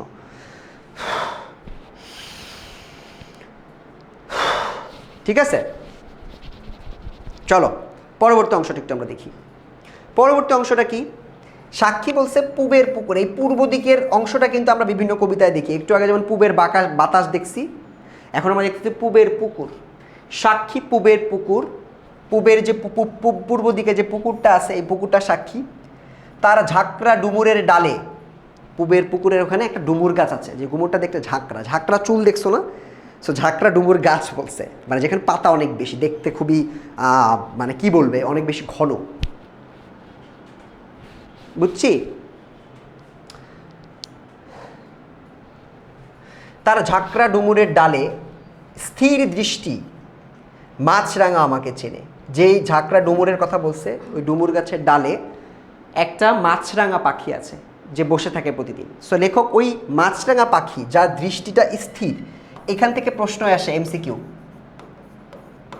যে কার স্থির দৃষ্টি কবিকে চেনে। তখন কিন্তু আমাদেরকে বলতে হবে যে মাছরাঙা আছে, ওই মাছরাঙার স্থির দৃষ্টি সে কিন্তু আমাদেরকে চেনে। ঠিক আছে,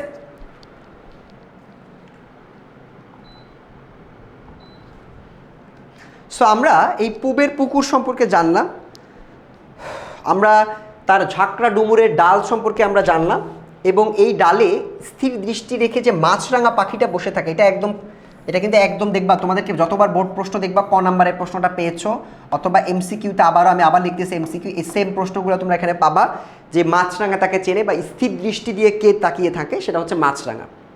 আমি কোনো অভ্যাগত নেই। এবার লেখক প্রমাণের দিকে চলে যায়। এতক্ষণ প্রমাণ দিচ্ছে, এখন আসল কথাটা উগরে দিছে যে কেন ওদের রেফারেন্সগুলো আমি টানতেছি।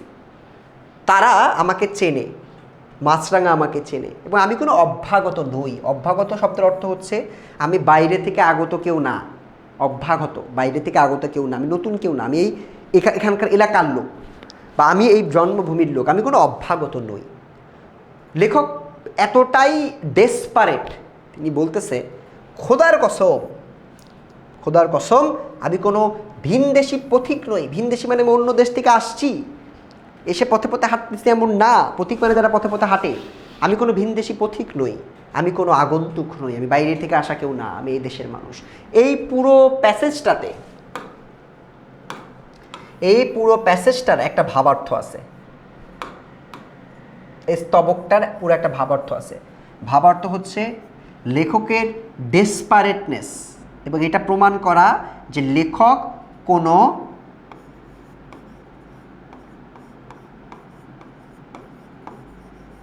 আগন্তুক নয়, এইটাই প্রমাণ করার চেষ্টা করছে।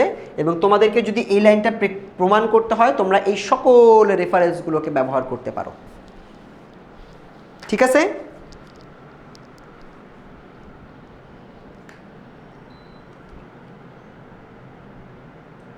ওকে। সো আমরা আশা করছি এই অংশটা আমরা বুঝতে পারছি। ঠিক আছে, চলো আমরা একটু এবার তাহলে পরবর্তী অংশটায় চলে যাই। আমরা তোমাদের পরবর্তী অংশে এমসিকিউ দিয়ে দিলাম এবং তার প্রমাণটাও আমরা একটু দেখে নিলাম। এবার আমরা একটু দেখব যে অন্য অংশটা কি আছে। পরবর্তী অংশগুলো আবার বলতেছে, আমি কোনো আগন্তুক নই, আমি ছিলাম এখানে। মানে এখানে মানে কি, এখানে শব্দের অর্থটাকে জিজ্ঞেস করে। এখানে মানে তার যে নিজের জন্মস্থান বা জন্মভূমি, তুমি যেটাই বলো, ঠিক আছে, বা মাতৃভূমি। এখানে তোমার দেশের কথা বলছে, এখানে মানে হচ্ছে দেশ, তার জন্মস্থানের কথা বলতেছে যে আমি ছিলাম এখানে মানে জন্মস্থানে, আমি শাপ্নিক নিয়মে এখানেই থাকি। এই লাইনটা থেকে প্রশ্ন আসবে, এই শাপ্নিক নিয়মে এখানে থাকি মানে কি। শাপ্নিক নিয়ম মানে তিনি বলছে যে আমি ঘুমের মধ্যে স্বপ্নেও আমি এখানে থাকি, অথবা এটা একটা তার নিজের অবচেতন মনে তিনি এখানেই থাকে। মানে তিনি যদি কখনো ঘুমিয়ে থাকে বা অবচেতন মনে থাকে, তারপরেও তিনি মানে এটা জোর দিয়ে বলছে আর কি, তিনি এখানেই থাকেন, তিনি এখানেই বড় হয়েছেন, এখানেই তার সব কিছু, তার বেড়ে ওঠা, তার চিন্তা ভাবনা সব কিছু তিনি এখানেই করেছেন। ঠিক আছে, আমি এখানেই থাকি। এখানে থাকা মানে জন্মভূমিতে থাকা, আর এখানে থাকার নাম সর্বত্রই থাকা, সারা দেশে। মানে কি, মনে করো তোমার বাসা, আমার বাসা হচ্ছে খুলনাতে, খুলনা সদরে উপজেলায় আমি থাকি। সো খুলনা সদর উপজেলায় আমি যেখানে থাকি, আমি যদি বলি যে এখানে থাকা মানে সর্বত্রই থাকা, মানে আমি যদি খুলনায় থাকি, আমি কি নিজেকে বাংলাদেশের নাগরিক বলতে পারি না? যে বাংলাদেশ আমার দেশ, রাজশাহী, সিলেট, বরিশাল আমার দেশ, এগুলো আমার জন্মভূমি। সো লেখক এভাবেই বলছে যে আমি হয়তো জন্মগ্রহণ করেছি এখানে, বাট এখানে থাকা মানে সব জায়গায় থাকা। আমি খুলনাতে জন্মগ্রহণ করি, আমি কোনো একটা নির্দিষ্ট এলাকায় জন্মগ্রহণ করি, এখানে জন্মগ্রহণ করেছি আমি এখানেই ছিলাম। আর এখানে থাকা মানে সর্বত্রই থাকা, সারা দেশে থাকা। বুঝতে পারছি? এই লাইনটা থেকে প্রশ্ন আসবে। আমি এখানেই থাকি, এখানে থাকা মানে সর্বত্র থাকা, খ নাম্বারের প্রশ্ন পাবে। এখানে থাকা মানে সর্বত্র থাকা, ব্যাখ্যা করো, পাবা, এই প্রশ্নটা পাবা। সো আমি যেহেতু এখানে ছিলাম, লেখক বলতেছে যে আমি এখানেই ছিলাম, আমি এখানেই ছিলাম এবং আমি এখানেই শাব্দিক নিয়মে থাকি, এখানে থাকা মানে সর্বত্র থাকা, এরকম কথাবার্তা সে বলছে।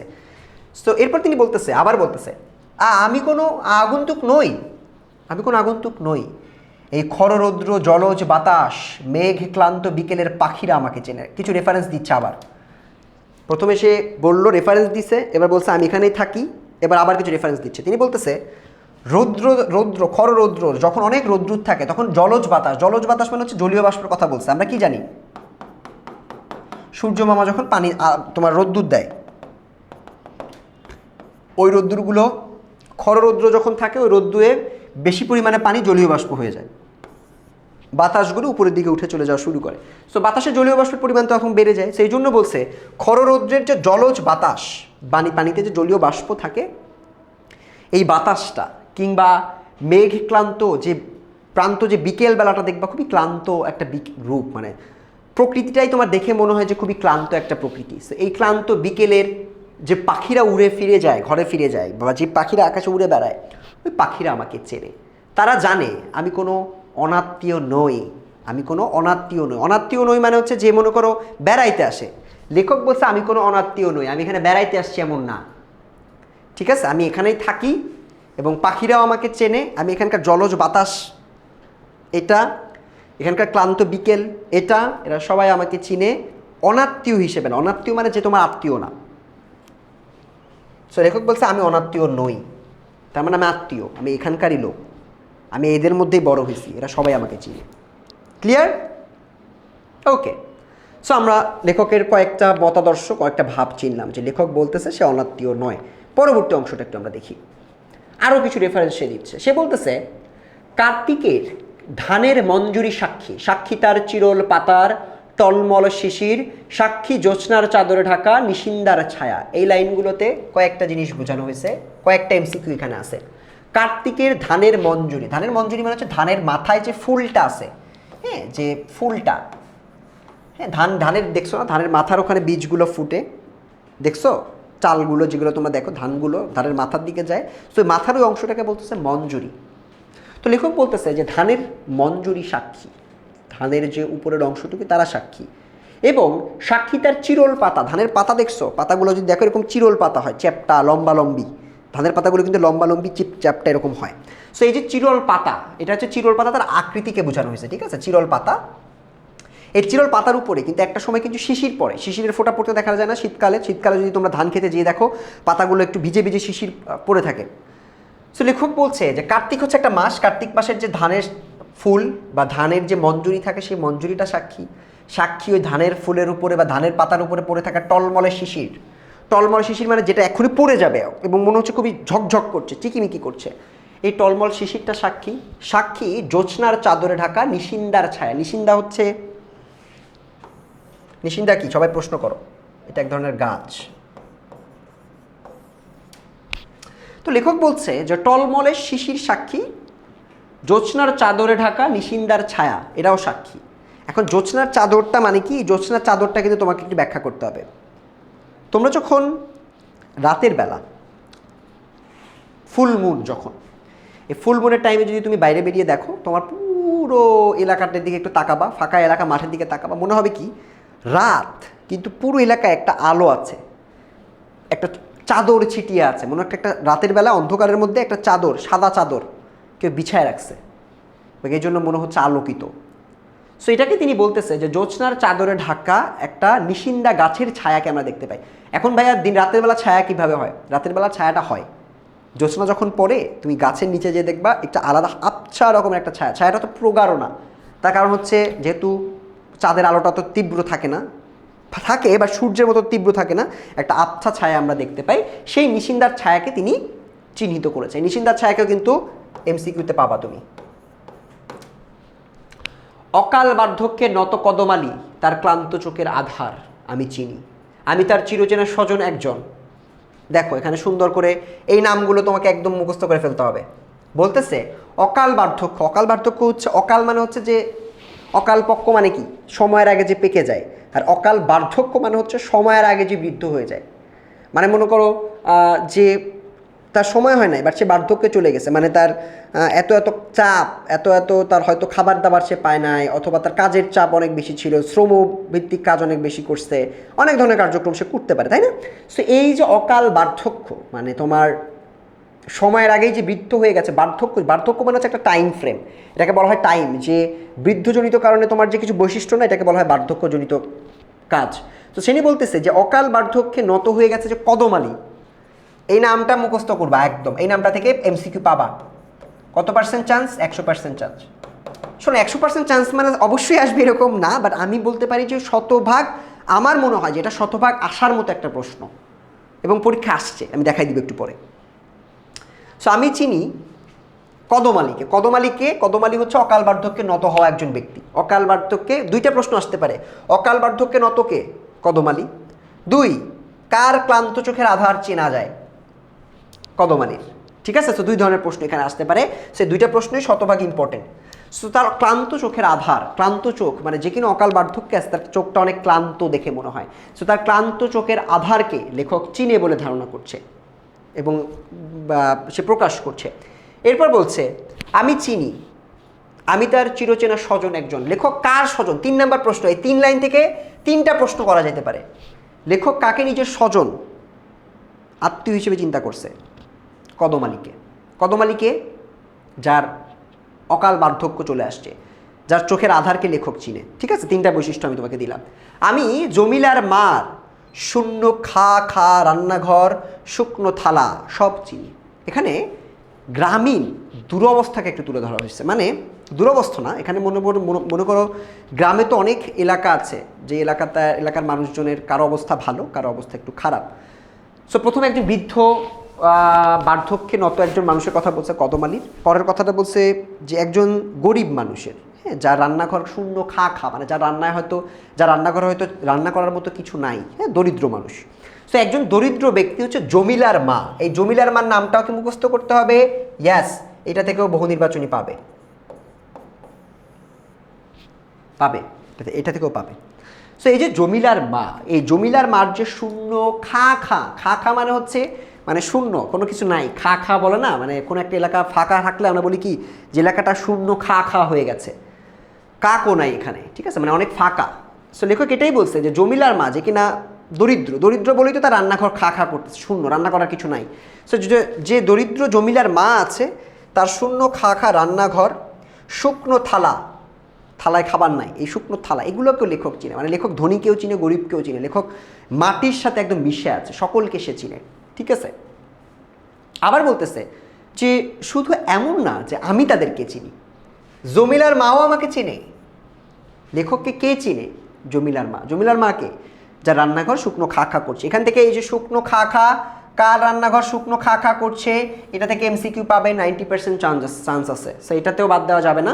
শুকনো খার জায়গা থেকে আমরা এসএসসি পরীক্ষায় প্রশ্ন আসতে দেখেছি। সেও আমাকে চিনে, আমি মিথ্যা বলতেছি না, আমাকে শুধু আমি তাকে চিনি এমন না, আমাকেও সে চিনে। হাত রাখো বৈছায় লাঙলে। এবার একটু আরেকটা রেফারেন্সের দিকে সে হাঁটা দিছে। সে বলছে তুমি যদি এগুলার বাইরে যে লাঙলটা দিয়ে কাজ করা হয়, ওই লাঙলটা তুমি যদি একটু স্পর্শ করো, মানে যেই তুমি কবিতাটা পড়তেছো সেই যদি লাঙল একটু স্পর্শ করো, তুমি দেখবা আমার হাতের স্পর্শ লেগে আছে। কেমন গভীর একটা গভীর স্পর্শ ওখানে লেখে আছে। মানে লেখকের এই লাইনটার মানে কি জানো? এই লাইনটার মানে হচ্ছে লেখক এখানে থেকে এই লাঙলগুলোতে সে আগেও স্পর্শ করেছে।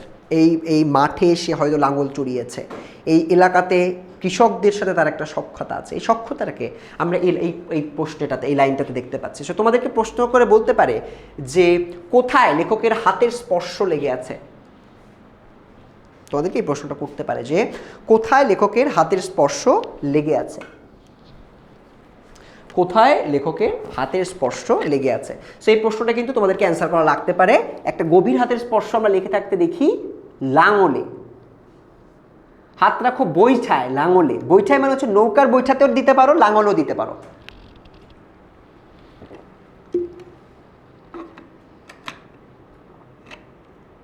ঠিক আছে, সো এখানে আমরা লেখকের নৌকার তোমার বইছাতে লাঙলেও দেখতে পাচ্ছি, মানে দুইটা তুমি এলিমেন্টস তুমি এখানে কল্পনা করতে পারো, বৈঠায় অথবা লাঙলে। লাঙলের উপরের দিকটাতে তুমি যদি হাত রাখো তুমি আমার হাতের স্পর্শ পাবে, যেখানে কিনা লেখক আগে স্পর্শ করেছে, একটা গভীর স্পর্শ সে অনুভব করতে পারবে। এটার মানে কি বলতো, এটা কিন্তু মানে আগে স্পর্শ করা যায় না। আমি যদি এই কলমটা ধরি, তুমি এসে ধরে কি বলতে পারবে এটা লিমন ভাই ধরছে? পারবা না, এটা তো ফিল করা যায় না। বাট লেখক এখানে একটা রূপক অর্থে এখানে বোঝানোর চেষ্টা করছে যে তুমি যদি এটা ধরে দেখো আমার স্পর্শ পাবা, কারণ আমি এটার সাথে ছিলাম, আমি এটা দিয়ে কাজ করছি আগে পরে। ঠিক আছে, আচ্ছা। সো ধরে দেখো কেমন গভীর একটা স্পর্শ তুমি এখানে পাবে। দেখো এই মাটিতে আমার গন্ধ, যে মাটিতে আমি বড় হয়েছি, ওই মাটিতে ধুলো, ওই মাটির ধুলোগুলো আমার শরীরে লেগেছে, ওই মাটির স্নিগ্ধ স্পর্শ আমি সবসময় পেয়েছি। এই স্পর্শটা যেহেতু আমি পেয়েছি, সো এই মাটিতে তুমি আমার গন্ধ পাবে। আমার শরীরে লেগে আছে এই স্নিগ্ধ মাটির সুবাস, আমার শরীরে এই স্নিগ্ধ মাটির সুবাস বা গন্ধ তুমি পেতে দেখবে। আমাকে বিশ্বাস করো, আমি কোনো আগন্তুক নই। এত কিছু প্রমাণ যেহেতু দিচ্ছে যে স্নিগ্ধ মাটিতে আমার সুবাস তুমি দেখতে পাবা, এরপরে হইলো তুমি আমাকে বিশ্বাস করো আমি কোনো আগন্তুক নই, আমি কোনো ভিনদেশী নই। ঠিক আছে, আবার বলছে আমি কোনো আগন্তুক নই। এবার লাস্টের যে প্যারাটা, এই প্যারাটা থেকেও অনেক বেশি তোমার সৃজনশীল প্রশ্ন আসতে দেখা যায়, সিকিউতে এখান থেকে প্রশ্ন আসতে দেখা যায়। সো প্রথম অংশটা একটু আমরা পড়ি, লাস্টের অংশটার প্রথমটুকু। আমি কোনো আগন্তুক নই, এইটার লাস্টের অংশ থেকে আমরা অনেক ধরনের প্রশ্ন আসতে দেখি। প্রথমে বলছে আমি কোনো আগন্তুক নই, আমি বাইরে থেকে আসি নাই। দুপাশে ধানের ক্ষেত, আমরা দুপাশে ধানের ক্ষেত, তার মাঝখান দিয়ে সরু পথ, এটাকে আমরা কি বলি তোমরা কি মনে করতে পারবে? গ্রামাঞ্চলে আমি তো আমার নানু বাড়িতে আমি যখন গিয়েছি তখন আমি দেখেছি যে যখন ফসল ফলানোর সময় তখন দুই পাশে ধানের ক্ষেত থাকে, মাঝখান দিয়ে একটা রাস্তা থাকে, রাস্তাটাকে আমরা বলতাম আইল বলতাম। তোমরা কি বলতো আমি জানি না, এটাকে আমরা বলতাম আইল। এটাই ছিল আমাদের উচ্চারণ, শুদ্ধ উচ্চারণ হতো এটা না, বাট আমরা এটাকে আইল বলতাম, ধানের আইল বলে। সেই আইলের উপর দিয়ে হেঁটে বেড়াইতাম আমরা।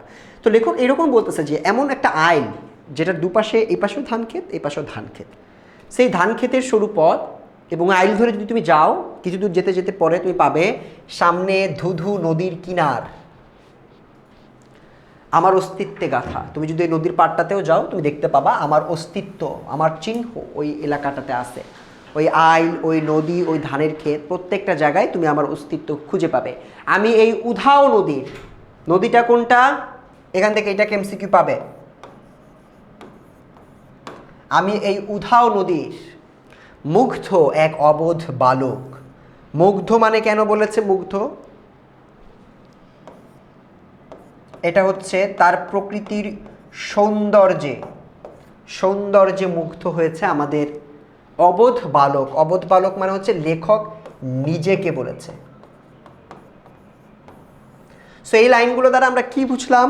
যেটা বুঝলাম সেটা হচ্ছে দুপাশে ধানের ক্ষেত আছে এবং তার মাঝখান দিয়ে আইল দিয়ে যদি লেখক যায়, যে লেখক গিয়ে, তুমি যদি যাও, একজন ব্যক্তি যে পড়ছো কবিতাটা সে যদি যাও, গিয়ে পাবে তুমি একটা কিনারা, নদীর কিনারা পাবে। সেই নদীর কিনারায় তুমি লেখকের অস্তিত্ব খুঁজে পাবে। তুমি দেখতে পাবে যে লেখক এই অঞ্চলেই বেড়ে উঠেছে। ঠিক আছে, মানে লেখকের অস্তিত্বের সাথে এটা গেঁথে আছে, ওতপ্রোতভাবে জড়িয়ে আছে। 19-20 মানে একদম কাছাকাছি, খুবই ক্লোজলি এটা কানেক্টেড। এবং তুমি এই উধাও নদীটা যে তীরে তুমি গিয়েছো, নদীটার দিকে যদি তুমি যাও, এটা হচ্ছে উধাও নদী, ওই নদীর তীরে তুমি লেখককে একজন মুগ্ধ বালক হিসেবে পাবে, যে কিনা তার জন্মভূমির সৌন্দর্যে এতটাই মুগ্ধ, বিমোহিত, সে কারণে সে চায় নিজেকে এই জন্মভূমির একজন ঘনিষ্ঠ মানুষ হিসেবে চিন্তা করতে। এটাই ছিল আমাদের কবিতাটা। সো কবিতার ভাবার্থগুলো আমরা এখানে পড়ে ফেললাম। আমি আশা করছি আমাদের এই কবিতার সম্পূর্ণ ভাবার্থ তোমরা পড়ে ফেলেছো। আমরা এখন পুরো কবিতার আরেকবার দেখব, পড়ব এবং এরপরে আমরা চলে যাব প্রশ্নভিত্তিক আলোচনায়। সো প্রথম থেকে আমরা যদি একবার পড়ি, এখন আমাদের মাথায় কবিতার লাইনগুলো একদম স্পষ্টভাবে ধরা দিবে। আসমানের তারা সাক্ষী, সাক্ষী এই জমিনের ফুল, এই নিশিরাত বাঁশবাগান বিস্তর জোনাকি সাক্ষী, সাক্ষী এই জারুল জামরুল, সাক্ষী পুবের পুকুর তার ঝাঁকড়া ডুমুরের ডালে স্থির দৃষ্টি, মাছরাঙা আমাকে চেনে। আমি কোনো অভ্যাগত নই, খোদার কসম আমি কোনো ভিনদেশী পথিক নই, আমি কোনো আগন্তুক নই।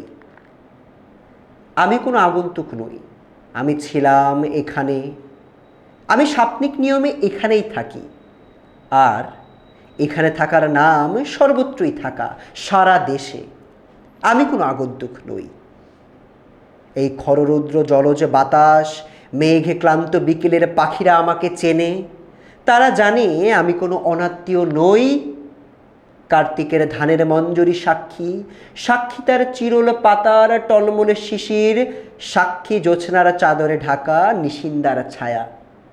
অকাল বার্ধক্যে নত কদমালি, তার ক্লান্ত চোখের আধার আমি চিনি। আমি তার চিরচেনা স্বজন একজন, আমি জমিলার মার শূন্য খা খা রান্নাঘর শুকনো থালা সব চিনি, সেও আমাকে চেনে। হাত রাখো বৈঠায় লাঙলে, দেখো আমার হাতের স্পর্শ লেগে আছে কেমন গভীর। দেখো মাটিতে আমার গন্ধ, আমার শরীরে লেগে আছে এই স্নিগ্ধ মাটির সুবাস। আমাকে বিশ্বাস করো, আমি কোনো আগন্তুক নই। দুপাশে ধানের ক্ষেত, সরু পথ, সামনে ধু ধু নদীর কিনার, আমার অস্তিত্বে গাথা। আমি এই উধাও নদীর মুগ্ধ এক অবোধ বালক। সো আমরা কিন্তু কবিতাটা চমৎকারভাবে, তোমরা যদি এভাবে পড়ো, নিজেরা একটু আবৃত্তি করে করে পড়ো, সুন্দর শব্দে একটু পড়ো, কবিতাটা তোমাদের অনেক ভালো লাগবে এবং তোমরা এই কবিতাটার প্রেমে পড়ে যাবে। বেসিক পড়া শেষ, এবার আমরা কিছু বোর্ড প্রশ্নের দিকে আগাবো। না, বোর্ড প্রশ্নের আগানোর আগে আমাদের কিছু কবি পরিচিতি দেখতে হবে। সো লেখক পরিচিতি থেকে আমি যে অংশগুলো দাগিয়ে দিব ভাইয়া, ওই অংশগুলো বাদ দেওয়া যাবে না। সো এখান থেকে আমাদের এই লাইনটা, পরের লাইনটা এখানে। সো আমরা একটু দেখি, আহসান হাবিব জন্ম তারিখটা কি মনে রাখা লাগবে? এটা আসলে কঠিন বলাটা, বাট তোমরা যারা ভালো রেজাল্ট করতে চাও, একদমই শতভাগ প্রিপারেশন নিয়ে যেতে চাও, তারা এই জন্মসালটা তোমরা এমসিকিউ এর জন্য মনে রাখতে পারো। পিরোজপুরে তিনি জন্মগ্রহণ করছে, এই পিরোজপুর নামটা, জেলাটা অনেক সময় আসে, আহসান হাবিবের নামটা প্রশ্ন আসে। তিনি বরিশালের ব্রজমোহন কলেজে পড়ছে। ব্রজমোহন কলেজে, বরিশালের যারা দেখবা তারা বরিশালের পড়েছ। আমি যেমন ব্রজলাল কলেজ আমাদের খুলনাতে আছে, ব্রজলাল এবং ব্রজমোহন বরিশাল এবং খুলনাতে দুইটা কলেজ আছে, সবাই জানো মনে হয়। সেই দুইটা কলেজের কথা বলেছে। সো ব্রজমোহন কলেজে তিনি আইএ পাস করেছেন, অধ্যয়ন করেন। কর্মজীবনে তিনি সাংবাদিক ছিলেন, এটা লাগে। কর্মজীবনে তিনি যে সাংবাদিক ছিলেন, এটা এমসিকিউতে আসতে দেখা যায়। তারপর হচ্ছে আরও কিছু ব্যাপার আছে।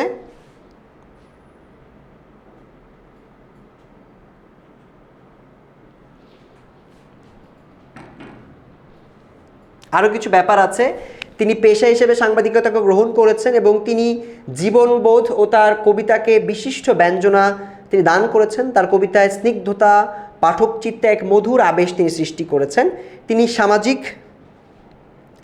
সামাজিক বৈষম্যের বিরুদ্ধে, এটা একটু মনে রাখতে হবে, তার কবিতাগুলো সামাজিক বৈষম্যের বিরুদ্ধে ছিল এবং আত্মমানবতার পক্ষে বক্তব্য তিনি রেখেছেন। তার প্রথম কাব্য রাত্রি শেষ, এটা এমসিকিউতে লাগে। এছাড়া ছায়া হরিণ, সারা দুপুর, আশার বসতি তার উল্লেখযোগ্য কাব্য হিসেবে চিহ্নিত হয়েছে। ঠিক আছে। সো কবি পরিচিতির আরও একটা ব্যাপার আছে, তার লেখাগুলো হচ্ছে জ্যোৎস্না রাতের গল্প, ছুটির দিন দুপুরে, রানীখালের সাঁকো, এগুলো তার কিশোর উপন্যাস হিসেবে ছিল এবং তার সাহিত্যকর্মে অনেকগুলো নাম এখানে আমরা দেখতে পাই। পুরস্কারগুলো মনে রাখবা, বাংলা একাডেমি এবং 21শে পদক, এবং তিনি দৈনিক বাংলা পত্রিকার সম্পাদক ছিলেন। এই যে দৈনিক বাংলা পত্রিকার সম্পাদক ছিলেন, এটাও তোমাদেরকে এমসিকিউ একটু পড়তে হবে। এবং থাকাকালীন তিনি তার জনজীবনের অবসানটা ঘটে। সেটা হচ্ছে আমাদের কবি পরিচিতির লাইনগুলো ছিল। এবার আমরা এমসিকিউতে চলে যাব, জাস্ট 1 মিনিট পর আমরা এমসিকিউগুলো শুরু করব। ঠিক আছে।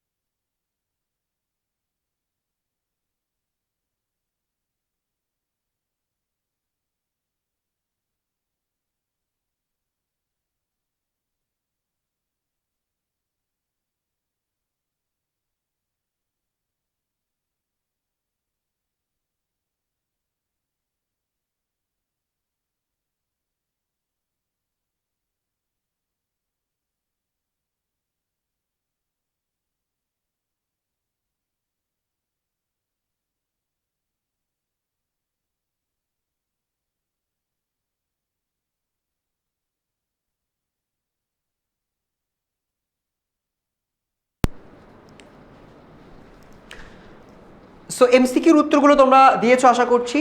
আমাকে তোমরা একটু এই উত্তরটা দিয়ে দাও।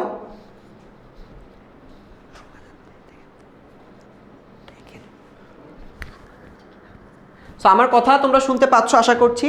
হ্যাঁ, সো আমার ভয়েসটাও তোমরা আমার মনে হয় আসতেছে, তাই না? হ্যাঁ।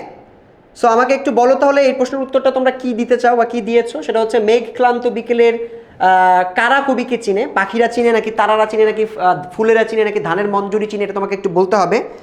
সো এটা একটু বলো। সো এটার উত্তরটা কি? পাখিরা, তারারা, ফুলেরা নাকি ধানের মঞ্জুরি? এখানে সব থেকে ইম্পর্টেন্ট হচ্ছে মেঘ ক্লান্ত। হ্যাঁ, এটার নাম হচ্ছে মেঘ ক্লান্ত বিকেল। মেঘ ক্লান্ত বিকেল। এই মেঘ ক্লান্তর বিকেলের কারা তাকে চিনে? পাখিরা আমরা পড়েছিলাম কিনা এটা তোমাদেরকে একটু বলতে হবে। এটা উত্তর হচ্ছে পাখিরা তাকে চিনে।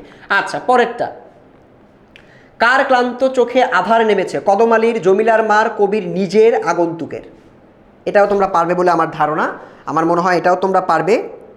ঠিক আছে, এটাও তোমাদের পারার কথা। তোমরা একটু আমাকে বলো এই এমসিকিউটা। এগুলো সব আমাদের বিভিন্ন বোর্ডে আমরা বিভিন্ন সময় আসতে দেখেছি। বিভিন্ন বোর্ডে আমরা বিভিন্ন সময় এটাকে আসতে দেখেছি এবং এই প্রশ্নটা কিন্তু বাদ দেওয়ার কোনো সুযোগ নাই। সো কার ক্লান্ত চোখের আধার নেমেছে? আমরা বলেছিলাম এই প্রশ্নটা, এই তথ্যটা থেকে বিভিন্নভাবে ঘুরিয়ে ঘুরিয়ে প্রশ্ন করতে পারে। প্রথম প্রশ্নটা ছিল হচ্ছে কার হচ্ছে অকাল বার্ধক্য, এটা। আর পরেরটা হচ্ছে ক্লান্ত চোখের আধার কার ছিল, এটা তোমাদেরকে একটু বলতে হবে। সো এটা হচ্ছে উত্তর হচ্ছে কদম আলীর। আমরা পড়েছিলাম কদম আলী পড়েছিলাম না জমিলার মা পড়েছিলাম? কদম আলী পড়েছিলাম না জমিলার মা পড়েছিলাম? চলো আমরা একটা আগের কবিতায় গিয়ে দেখে আসি। এই যে আমরা একটু দেখে আসি। এই যে অকাল বার্ধক্যে নত কদম আলী, অকাল বার্ধক্যে নত এই যে কদম আলীকে আমি একটু হাইলাইট করে দেই যাতে আমার স্টুডেন্টরা খুঁজে পায় সহজেই। এই যে কদম আলী ভদ্রলোক, এই কদম আলী তার চোখের আধার। ঠিক আছে, তার ক্লান্ত চোখের আধার। সো এটা হচ্ছে Kadam Ali is the correct answer. Kadam Ali is the correct answer. So তোমরা যারা চিন্তা করেছো যে ক্লান্ত চোখের আধার, এটা ভাইয়া এই প্রশ্নটা ভাইয়া 100% ইম্পর্টেন্ট। এরা বাদ দেওয়ার কোনো সুযোগই নেই। এই কবিতা থেকে যদি প্রথম 3টা প্রশ্ন করে তার মধ্যে এটা একটা থাকবে আমার ধারণা। আরেকটা হচ্ছে জমিলার মা, উনিও অনেক ইম্পর্টেন্ট। জমিলার মাকে নিয়েও আমরা এমসিকিউ পাবো। পরেরটা, কবি আসমানের তারাকে কি হিসেবে দেখেছেন? সাক্ষী, আগন্তুক, স্বজন, অভ্যাগত? দেখো কাছাকাছি প্রশ্ন। সো তোমাদেরকে একটু বলতে হবে আসমানের তারাকে কি দিয়েছেন। একদম কবিতার প্রথম লাইনে আমরা এটা পড়েছিলাম। সো কবিতার প্রথম লাইনে আমরা যেটা পড়েছি সেটা থেকে এখানে প্রশ্ন এসেছে। সো তোমাদেরকে এটা বলতে হবে যে আসমানের তারাকে সে কি হিসেবে দেখেছেন? আসমানের তারাকে সে কি হিসেবে দেখেছেন বলো।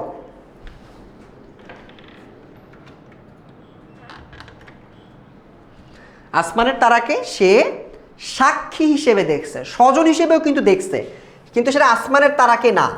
স্বজন হিসেবে সে দেখছে হচ্ছে কাকে? জমিলার মাকে দেখলো নাকি কদম আলীকে দেখলো? তোমরা একটু চিন্তা করো তো। তিনি আমার স্বজন একজন, এটা হচ্ছে কদম আলীর কথা বলছিল। হ্যাঁ, কদম আলীর কথাই মনে হয় বলছিল।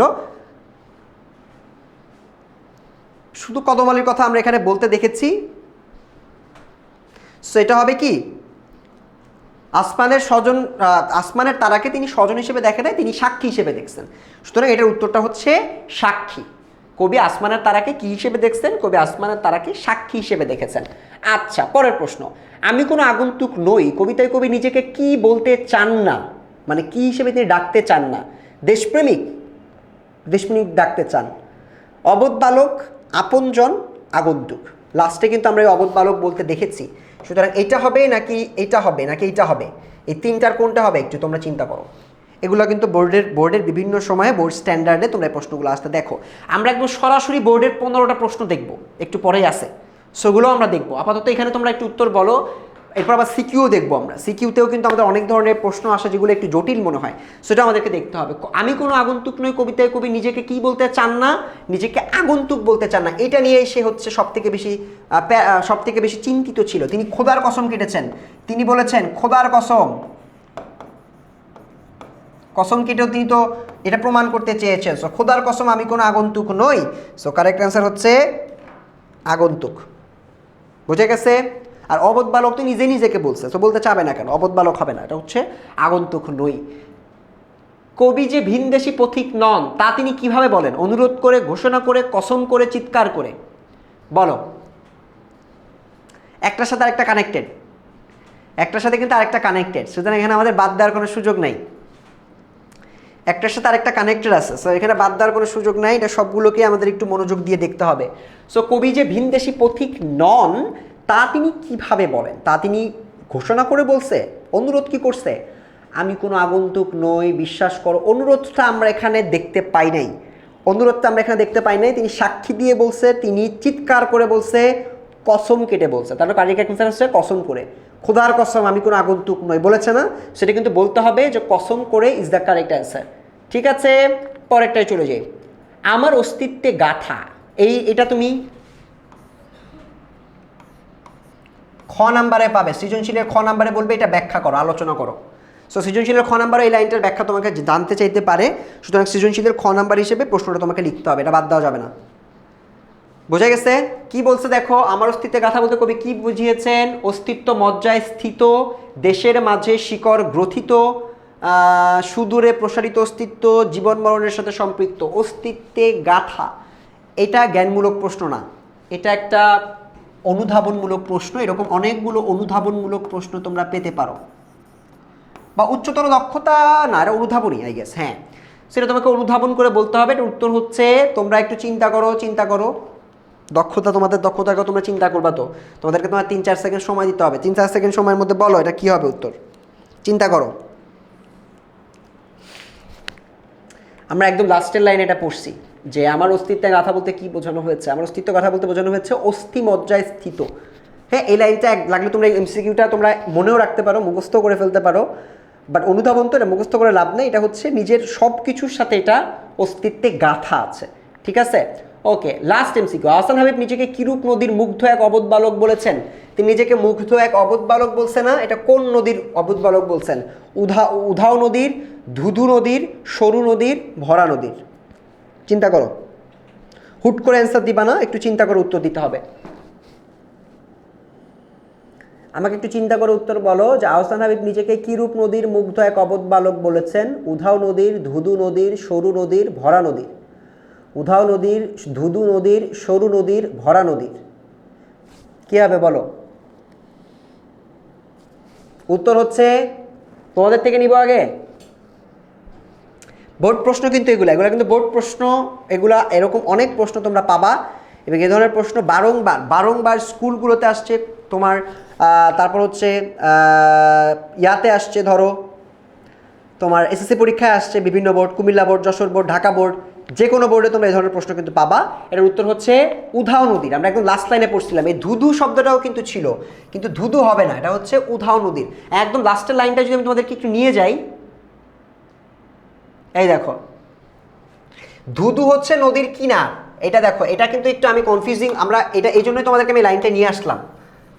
একটু ভালো করে খেয়াল করতে হবে, যে বোর্ড প্রশ্নগুলো এরকম ট্রিকি হয়, মানে তোমাকে কনফিউজ করে দিবে ওরা ইচ্ছা করে।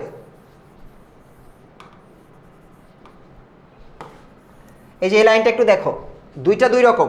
একটা হচ্ছে আমি মার্ক করব গ্রিন দিয়ে, একটা মার্ক করে দিই। দেখো, একটা হচ্ছে ধুধু নদীর কিনার, এটা একটা, আর আরেকটা হচ্ছে উধাও নদী। দুইটা কিন্তু দুই রকমের। সো ধুধু নদীর কিনার, এটা যদি তোমাকে বলে নদীর কিনার কেমন, নদীর কিনার কেমন, তখন তুমি লিখবা, ঠিক আছে, কিনারটাকে দিয়ে যদি প্রশ্ন করো তখন তুমি লিখবা ধুধু, এটা ওই এমসিকিউতে আসবে। আর যখন তোমাকে বলবে যে এই কোন নদীতে আমি মুগ্ধ অবোধ বালক হিসেবে বসেছিলাম, যদি শুধু নদীর নাম বলে, সেই নদী হলে তোমাকে দাগাইতে হবে উধাও নদী। বোঝা গেছে? সো এই দুইটা একটু ট্রিকি। এই ট্রিকি প্রশ্নগুলোতে ভাইয়া বোর্ড প্রশ্ন কিন্তু কঠিন হয় না, সহজ প্রশ্ন, কিন্তু আমরা একটু গুলিয়ে ফেলি অনেক সময়, এই জন্য এটা তোমাদেরকে মনে রাখতে হবে। 7টা এমসিকিউ দেখলাম, এবার তোমাদেরকে আমি 15টা এমসিকিউ সরাসরি বোর্ডের এমসিকিউ আমি তোমাদেরকে একটু দেখাই দিব। এই বোর্ডের এমসিকিউগুলো একটু তোমাদেরকে মিলাই নিতে হবে। আমার সাথে সাথে 15টার উত্তর তোমরা একটু আমাকে বলবা। এই যে প্রথমে 10টা, পরে আরও 5টা আছে, এর মধ্যে কয়টা উত্তর তুমি পারতেছো আমার সাথে সাথে এখন খাতায় লিখবা। এবং এই 15-20টা উত্তর যদি তোমার খাতায় লেখা থাকে, আমার বিশ্বাস কমন পাবে তুমি, আমার ধারণা। ঠিক আছে, এখান থেকে যদি বোর্ডে একটা প্রশ্ন আসে, তুমি এখান থেকে পাওয়ার সম্ভাবনা অনেক, একটা থেকে বেশি আসে, একটা দুইটা তিনটাও এসে যায়। চলো শুরু করি। আহসান হাবিবের প্রথম কাব্যগ্রন্থ, পারবা? বলো পারবা কিনা, দেখে আসি তো। এটা অনেক আগে, আমরা প্রথমে কবি পরিচিতিতে পড়ছি। এই যে আহসান হাবীবের প্রথম কাব্যগ্রন্থ রাত্রি শেষ, প্রথম কাব্যগ্রন্থ থেকে, তার মানে আমরা এমসিকিউ পাবো। আমি কিন্তু দেখো লিখে দিচ্ছি এমসিকিউ। প্রথম কাব্য কোন পত্রিকায় কাজ করছে, এগুলা ভাই একদম মুখস্থ করে ফেলতে হবে। এটা আমার এক্সপিরিয়েন্স থেকে বলতেছি, 5-6 বছর ধরে আমি পড়াচ্ছি তোমাদের মতো বাচ্চাদেরকে, এবং তারও বেশি আরও এই ভিডিও বা এই ক্লাসটা যখন আমি যখন ক্লাসটা নিচ্ছিলাম তখন কিন্তু বা পরিকল্পনা করছিলাম, তখন আমি আমার এই এক্সপিরিয়েন্স থেকে তথ্যগুলো বারবার যাচাই করছিলাম যে কোনটা থেকে বেশি বেশি প্রশ্ন আসার চান্স আছে, ঠিক আছে, প্রশ্ন অ্যানালাইসিস করে। সো এটা প্রশ্ন পরীক্ষা আসতে পারে। আবার এই যে কোথায় শ্রেণী সাংবাদিকতা করছে, এটা তুমি পাবা। কোন পত্রিকায়, দৈনিক বাংলা পত্রিকায় কে কাজ করছে, মারা গেছে আহসান হাবীব, এটাও তোমাদের লাগবে। পারলাম, প্রথমটা পারলাম। উত্তর আমি লিখি নাই, উত্তর তুমি আমাকে বলবা তুমি পারো কিনা। 1, কবি পূবের কোনটিকে সাক্ষী করেছেন? কনফিউজিং। পূবের কোনটিকে সাক্ষী করেছেন, চিন্তা করো। 2 নাম্বার, লিখে ফেলো খাতায়, পূবের কোনটিকে তিনি সাক্ষী করেছেন। এটার উত্তর হচ্ছে পূবের কি, পুকুরকে সাক্ষী করেছে না? আমি যদি ভুল লিখি তোমরা সঠিক করে নিবা। পুকুর, পূবের পুকুর। কবিতা এখন যাব না, অনেক আগে আছে, কবিতায় পরে যাবো, আরেকবার যাব, কিন্তু এটা সহজ আছে, এটা আমরা পারবো। এটা হচ্ছে কবিতায় পূবের পুকুরকে, পূবের হাওয়া কিন্তু না, পূবের পুকুরকে। আচ্ছা, পুকুরকেই বোধহয় করছে, আমরা তাও মিলাই নিব একটু পরে গিয়ে। আচ্ছা, কবিতার মাছরাঙা কোন গাছে বসে আছে? পারবো? বলো, মাছরাঙা কোন গাছে বসে আছে?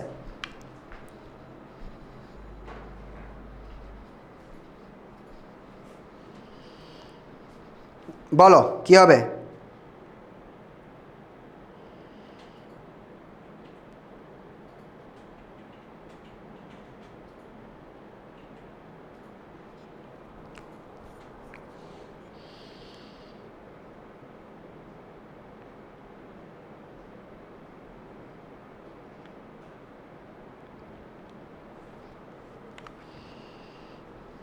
ওকে, ঠিক আছে। সো 3 নাম্বারটা যাই।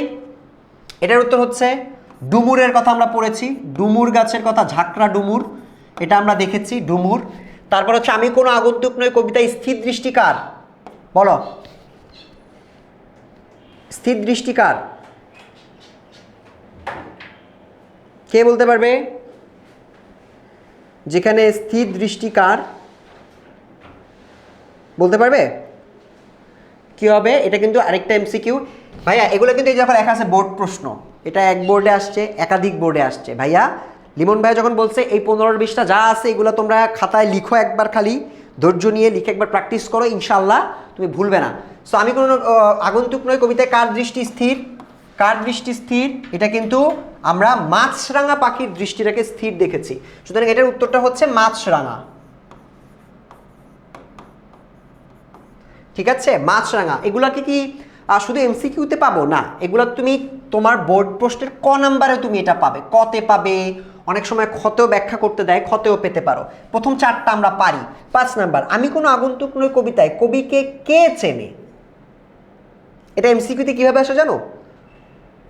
বলে যে সূর্য চিনে, চাঁদ চিনে, তারা চিনে, আকাশের তারা। হ্যাঁ, সো এখানে আমরা জমিলার মাকেও লিখতে পারি। জমিলার মানে মা বলে না যে সেও আমাকে চেনে, সো জমিলার মার লাইনটা সব থেকে বেশি রিলেভেন্ট। সো জমিলার মা, লেখক যেহেতু লাস্টে বলছে যে আমি তাকে তার শূন্য খা রান্নাঘর যেটা সেটা আমি চিনি, সেও আমাকে চেনে, সরাসরি এই লাইনটায় চেনার কথাটা উল্লেখ আছে। এজন্য আমরা এটা যখন উত্তর করব জমিলার মাকে আমরা বেশি প্রায়োরিটি দিব, জমিলার মা আমাকে চেনে। আচ্ছা, কবি কোন নিয়মে সর্বত্র থাকেন? এটাও এমসিকিউ, এটাও এমসিকিউতে আসবে, পাবা, এটা পাবা, এটা বোর্ড পরীক্ষায় আসছে, এটা একটা বোর্ডে আসছে। কবি কোন নিয়মে, শাব্দিক নিয়মে নাকি জাগতিক নিয়মে নাকি বাস্তব নিয়মে নাকি কি হবে বলো? কবি কোন নিয়মে সর্বত্র থাকেন? আমি শাব্দিক নিয়মে, এটার উত্তর হচ্ছে কি শাব্দিক নিয়ম, এটাও আমরা পারি। কবি শাব্দিক নিয়মে এখানে থাকেন। এমসিকিউ তো অপশন আসা হচ্ছে বাস্তব নিয়মে বা অন্য জগতের নিয়মে, প্রকৃতির নিয়মে, এরকম অনেক থাকে। তোমরা প্রকৃতির নিয়মে দাগায় দাও অনেকে, হবে না, শাব্দিক নিয়মে, ঠিক আছে, স্বপ্নের মতো করে। আচ্ছা, কবিতায় উল্লেখিত বাতাস কেমন বলো? এটা একটু কম মনে আছে আমাদের, আমার মনে হয়। কবিতায় উল্লেখিত বাতাস কেমন, বলো।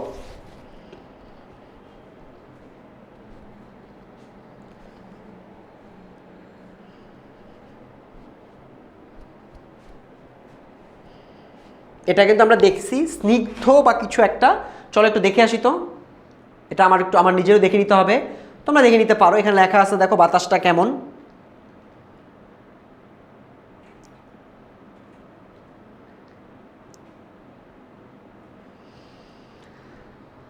আরো পরে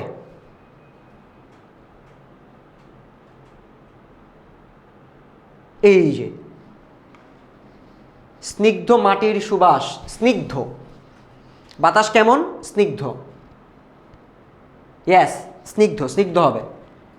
ঠিক আছে, সো স্নিগ্ধ ইজ দ্য কারেক্ট অ্যান্সার। আমরা স্নিগ্ধকে দেখে ফেললাম, উত্তর হিসেবে স্নিগ্ধকে পেয়েছি আমরা, সো এটা আমরা পারলাম। কবিতায় উল্লেখিত বাতাস হচ্ছে স্নিগ্ধ বাতাস, যে বাতাসে মাটির সুবাস মিলে আছে। কবিতায় কোনটি জ্যোৎস্নার চাদরে ঢাকা? পুরা মাঠ জ্যোৎস্নার চাদরে ঢাকা থাকে এবং নিশিন্দার ছায়া আমরা দেখতে পাই। লাইনটা মনে আছে? কোনটাকে আমরা কবিতায় কোনটিকে জ্যোৎস্নার চাদরে ঢাকা হিসেবে আমরা দেখতে পেয়েছি? পুরো গ্রামের যে রাতের মাঠটা থাকে, পুরো মাঠ প্রান্তর পুরোটাকে সে জ্যোৎস্নার চাদরে ঢাকা হিসেবে চিহ্নিত করছে, কারণ তার কাছে মনে হয় নিশিন্দার ছায়াটা সব কিছু জ্যোৎস্নার চাদরে একদম গভীরভাবে ঢাকা আছে। সুতরাং জ্যোৎস্নার চাদরে ঢাকা, এটাকে মাঠকে চিহ্নিত করা হয়েছে এবং তোমরা কবিতার লাইন অনুযায়ী কিন্তু উত্তরটা পাবে। এটাও বোর্ড কোশ্চেন। কবিতায় কোন মাসের উল্লেখ আছে? কোন মাসের উল্লেখ আছে? ধানের মঞ্জরি বলা আছে না? ধানের মঞ্জরি কোন মাসে ফুটে বলছে? বলো, তোমরা বলো, তারপর আমি বলবো। এটাও বোর্ড প্রশ্ন। কবিতায় কোন মাসের উল্লেখ করা হয়েছে? এটা আগের কবিতাও আমরা, বৃষ্টি কবিতাতেও আমরা দেখেছি মাসের উল্লেখ আছে। ওটা যদিও ইংরেজি মার্চ ছিল না, নদীর উল্লেখ ছিল, সরি, মাসের উল্লেখ ছিল না। আর এখানে মাসের উল্লেখ আছে। সো মাসের উল্লেখটা কি? মাসের উল্লেখটা হচ্ছে আমরা দেখেছি ধানের মঞ্জরি যখন বলেছে, ধান যখন বলেছে যে ধানের মঞ্জরি আমাকে চেনে, তখন সে একটা মাসের নাম উল্লেখ করেছিল। মাসের নামটা কি? বলো, মাসের নামটা কি হবে?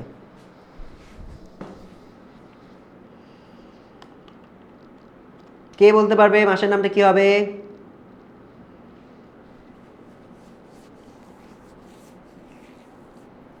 মাসের নামটা কার্তিকের ধানের মঞ্জরি বলছে না তো, এটা হচ্ছে কার্তিকের ধানের মঞ্জরি। সো কার্তিক মাসের কথা উল্লেখ আছে। কোনটা হবে? কার্তিক মাসের কথা উল্লেখ আছে। সো 9 নম্বর আমরা কার্তিক লিখবো, এটা হচ্ছে কার্তিকের কথা উল্লেখ আছে, এটা আমরা পারলাম। অকাল বার্ধক্যে নত কে? জমিলার মা, নাকি রহমত আলী, নাকি কদম আলী, নাকি রুস্তম আলী? আমি তোমাকে বলছিলাম এই প্রশ্নটা আসে, এটা বোর্ড প্রশ্ন, এটা বোর্ড প্রশ্ন। একদম একদম পানি দিয়ে খেয়ে ফেলতে হবে এটা, মানে এটা মাথায় রাখতে হবে, মিস করা যাবে না। যদি কবিতাটা তোমার মনে থাকে তুমি নিজেই লিখতে পারবা। যারা কবিতা আবৃত্তি করো, তোমাদের এফোর্টলেসলি তারা এটা পারবা, মানে তাদের এত এফোর্ট দিতে হবে না। তারা কবিতাটা জাস্ট পড়বা 3-4 বার, তোমার মাথায় সব থাকবে অটো, এটা মুখস্থ করার কিছু নাই। সো অকাল বার্ধক্যে নত হচ্ছে কদম আলী। ঠিক আছে, সো এই 10টা বোর্ড প্রশ্নতে আমরা দেখলাম একদম সরাসরি আমরা যা পড়িয়েছি, আমি তোমাকে যেগুলো দাগিয়ে দিয়েছি সেখান থেকে কিন্তু প্রশ্ন আসতেছে। আরও 5টা আছে দেখো। কবি আহসান হাবীবের শরীরে কি লেগেছিল? মানে লেখক যেহেতু কবি বলছে, সো কবির শরীরে কি লেগে আছে? বলো, ফুলের গন্ধ, মাটির গন্ধ, নদীর গন্ধ, নাকি প্রকৃতির গন্ধ? কবিতার লাইন অনুযায়ী বলতে হবে, একদম পিন পয়েন্ট উত্তর দিতে হবে।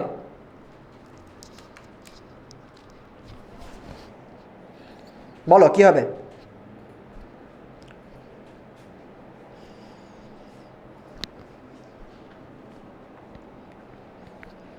কবিতায় কবির অস্তিত্বে কি গাথা আছে এটাতে আমরা পরে যাব, তার আগে যাই তার শরীরে কি লেগেছিল। তার শরীরে লেগেছিল হচ্ছে স্নিগ্ধ মাটির গন্ধ বা সুবাস, এটাকে আমরা পড়ছি। কবিতায় কবির অস্তিত্বে কি গাথা আছে? অস্তিত্বে কি গাথা আছে, এই প্রশ্নটা একটু জটিল। এটা একটু আমরা অস্থিমজ্জা স্থিত একটা এমসিকিউতে পড়ছি, আর একটা হচ্ছে কবির অস্তিত্বে কি গাথা আছে। নদী, উধাও নদী, নাকি অন্য কিছু? আমরা কবিতাটা দেখে আসি। একদম লাস্ট লাইনে এই যে দুধু নদীর কিনার, এটা আমার অস্তিত্বে গাথা, দুপাশে ধানের ক্ষেত, সরু পথ, এগুলো সব, এগুলার যেটাই থাকবে অপশনে এটা দাগায় দিবা, আমার অস্তিত্বে গাথা। ধুধু কিনার, সরু পথ, দুপাশে ধানের ক্ষেত, তার আগে হচ্ছে আর কিছু নাই, হ্যাঁ এগুলোই লেখকের অস্তিত্বে গাথা। যা যা এর মধ্যে যেটা পাবা ওইটাই তোমরা অস্তিত্বে গাথা দাগায় দিবা। সেটাও আমরা পারলাম। নিশিন্দা শব্দের অর্থ কি? এই শব্দের অর্থগুলো পড়বা। এটা একটা গাছ, নিশিন্দা একটা গাছ, এটা দেখবা। স্নিগ্ধ মাটির সুবাস অর্থ কি? মাটির সুবাস হচ্ছে মাটির গন্ধ, মাটির যে ঘ্রাণ, এটাও তোমরা দেখতে পারো। লাস্ট, মৃত্তিকা সংলগ্নতা ফুটে উঠে, এটার অর্থ কি? ফুটে উঠেছে কোন লাইনে? এটা তোমাকে একটা লাইন বলতে হবে। মৃত্তিকা সংলগ্নতা মানে কি? মৃত্তিকা মানে হচ্ছে মাটি। কোন লাইনে মাটির সাথে সম্পর্কিত তথ্য ফুটে উঠছে? সংলগ্ন মানে এটা সম্পর্কিত বা এটার সাথে মিল আছে, এরকম কোনটা আছে? বলো কোনটা হবে, উত্তর বলো। বলছো? বলো, মৃত্তিকা সংলগ্নতা ফুটে উঠছে কোন লাইনে? লাইনগুলো তার মানে একটু মনে রাখতে হবে তোমাদেরকে। মানে শুধুমাত্র কবিতা পড়ছি লিমন ভাই, কিন্তু কবিতার লাইনগুলো তো অতভাবে পড়ার প্রয়োজন বোধ করি নাই। বাট কবিতার লাইনগুলো তোমাকে একদম ধরে ধরে পড়তে হবে, আদারওয়াইজ তুমি কিন্তু মানে মুখস্থ না, এটা কিন্তু মুখস্থ না, একটা হচ্ছে ভাবার। এটা তোমার কতে আসবে না, এটা কতে আসবে না, না এটা আসবে এমসিকিউতে। ওরা লাইন নিচে 4 লাইন দিয়ে দিবে, 4টা অপশনে 4টা লাইন দিবে, তোমাকে চিহ্নিত করতে হবে। এটা হচ্ছে আমরা একদম কবিতার লাইনে যদি চলে যাই, মৃত্তিকা সংলগ্নতায় যদি আমরা একদম চলে যাই, এই যেখানে আছে দেখো,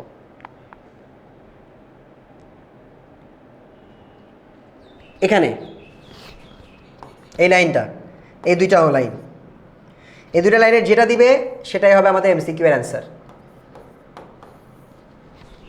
পারবো? পারবো সবাই?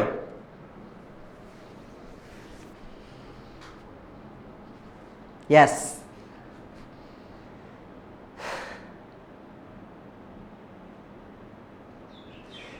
সো আমরা এখন এই লাইনটা দিলে দাগিয়ে দিব, ঠিক আছে?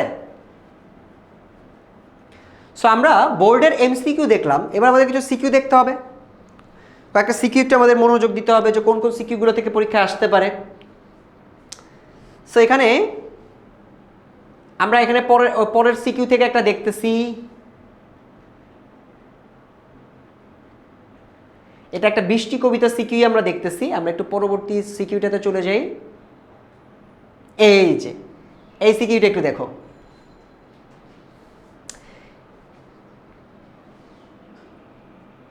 সো এই একটা সিকিউতেই আমাদের প্যাটার্নটা একটু বুঝতে হবে। এই বাংলায় জন্ম আমার, এই বাংলায় আছি, শত স্বপ্ন শত কল্পনা নিয়ে যে হেতায় বাঁচি, আমার শরীরে সাদা মাটির সাদা, ঠিক আছে, সাদা মাটির যে গন্ধটি লেগে আছে। সো এটা আমাদের মোটামুটি একটা, এই কবিতার উদ্দীপকটা আমি আর দেখলাম না। এখানে মূলত আমাদের যে স্পর্শ আমাদেরকে লেগে আছে সেই স্পর্শর সাথে তুলনা করছে। মানে এটা এই লাইনটাতে মূলত আমাদের কবিতার সাথে মিল রেখে লেখকের আমি কোনো আগন্তুক নাইয়ের যে রূপটা, এই রূপটাকে আমরা এখানে সুন্দর করে দেখতে পাচ্ছি। সো এবার একটু ক নাম্বার দেখি। আহসান হাবীব কবি রচিত কিশোর পাঠ্য উপন্যাসের নাম কি? যে কোনো একটা কিশোর পাঠ্য উপন্যাস বলতে হবে। আমি তোমাদেরকে বলছিলাম কিশোর পাঠ্য উপন্যাসের নাম তোমাদেরকে বের করতে হবে। এই যে দেখো খ নাম্বার, আমি সাপনিক নিয়মে এখানেই থাকি। কেন বলছে এই কথা? এটা খ নাম্বার প্রশ্ন, তুমি পেয়ে গেছো। বৃষ্টি কবিতা যেমন 2টা লাইন ছিল খুবই গুরুত্বপূর্ণ, এখানে আমরা আগন্তুক নই কবিতায়ও 2-3টা লাইন আছে যেগুলো চমৎকারভাবে বারংবার আমরা কবিতায় আসতে দেখব, ঠিক আছে? সো প্রথমটা হচ্ছে কবি আহসান হাবীবের রচিত কিশোর পাঠ্য উপন্যাসের নামটা তোমরা তোমাদের কবি পরিচিত অংশ থেকে একটা নাম লিখে দিবা। আমি সাপনিক নিয়ম এখানে থাকি, এটাকে একটু ব্যাখ্যা করি আমি। প্রথমত একটা পর্যায়ে যখন লেখক মানে বলছিল যে আমি এই দেশেরই মানুষ, সো এই দেশের মানুষ যখন ও নিজেকে বলছে, তখন ও বলতেছে যে আমি বাস্তব জীবনে এখানে থাকি, আবার সাপনিক নিয়ম এখানেই থাকে। সাপনিক নিয়ম মানে আমি যদি অবচেতন মনে চিন্তা করি। অবচেতন মন মানে কি লিমন ভাই? অবচেতন মন মানে যে চিন্তায় তুমি লজিক্যালি চিন্তা করছো না, হয়তো তুমি ফুললি কনসিয়াস না, তোমার চিন্তাগুলো অনেক খাপছাড়াভাবে আছে, এরকম স্বপ্নিক নিয়মে ঘুমের মধ্যে স্বপ্ন দেখছো, স্বপ্নের মতো করে চিন্তা করলেও যদি এটা স্বপ্ন হয়, ঘুমের মধ্যে দেখা কোনো স্বপ্ন, সেই নিয়মেও তুমি এখানেই থাকো। মানে হয় না, আমরা যখন স্বপ্নে চিন্তা করি আমি হয়তো ইউএসএ থাকি, বাইরে থাকতে ভালোবাসি, আমাদের এক একজন এক এক রকম ড্রিম থাকে। তো সো লেখক তার এই অবচেতন মনের স্বপ্নগুলো বা চিন্তাতেও সে নিজেকে বলছে যে আমি স্বপ্নিক নিয়মে এখানেই থাকি। সো এই কথাগুলোই তোমরা এখানে সুন্দর করে লিখে দিবা। আমরা একটু এবার গ নাম্বার দেখি। উদ্দীপকে আমি কোনো আগন্তুক নই কবিতার যে দিকটি প্রকাশ পেয়েছে তার ব্যাখ্যা করতে বলছে, এবং ভাবে এক হলেও আমি কোনো আগন্তুক নই কবিতার বিষয়বস্তু আরও ব্যাপক। একই প্রশ্ন। চলো আমরা একটু উত্তরগুলো দেখি। রানীখালের সাঁকো দাগায় দিলা, স্বপ্নিক নিয়মেরটা আমি অলরেডি বলে ফেলছি, সেটা লাগবে না। গ নাম্বার প্রশ্নটা একটু আমরা দেখি।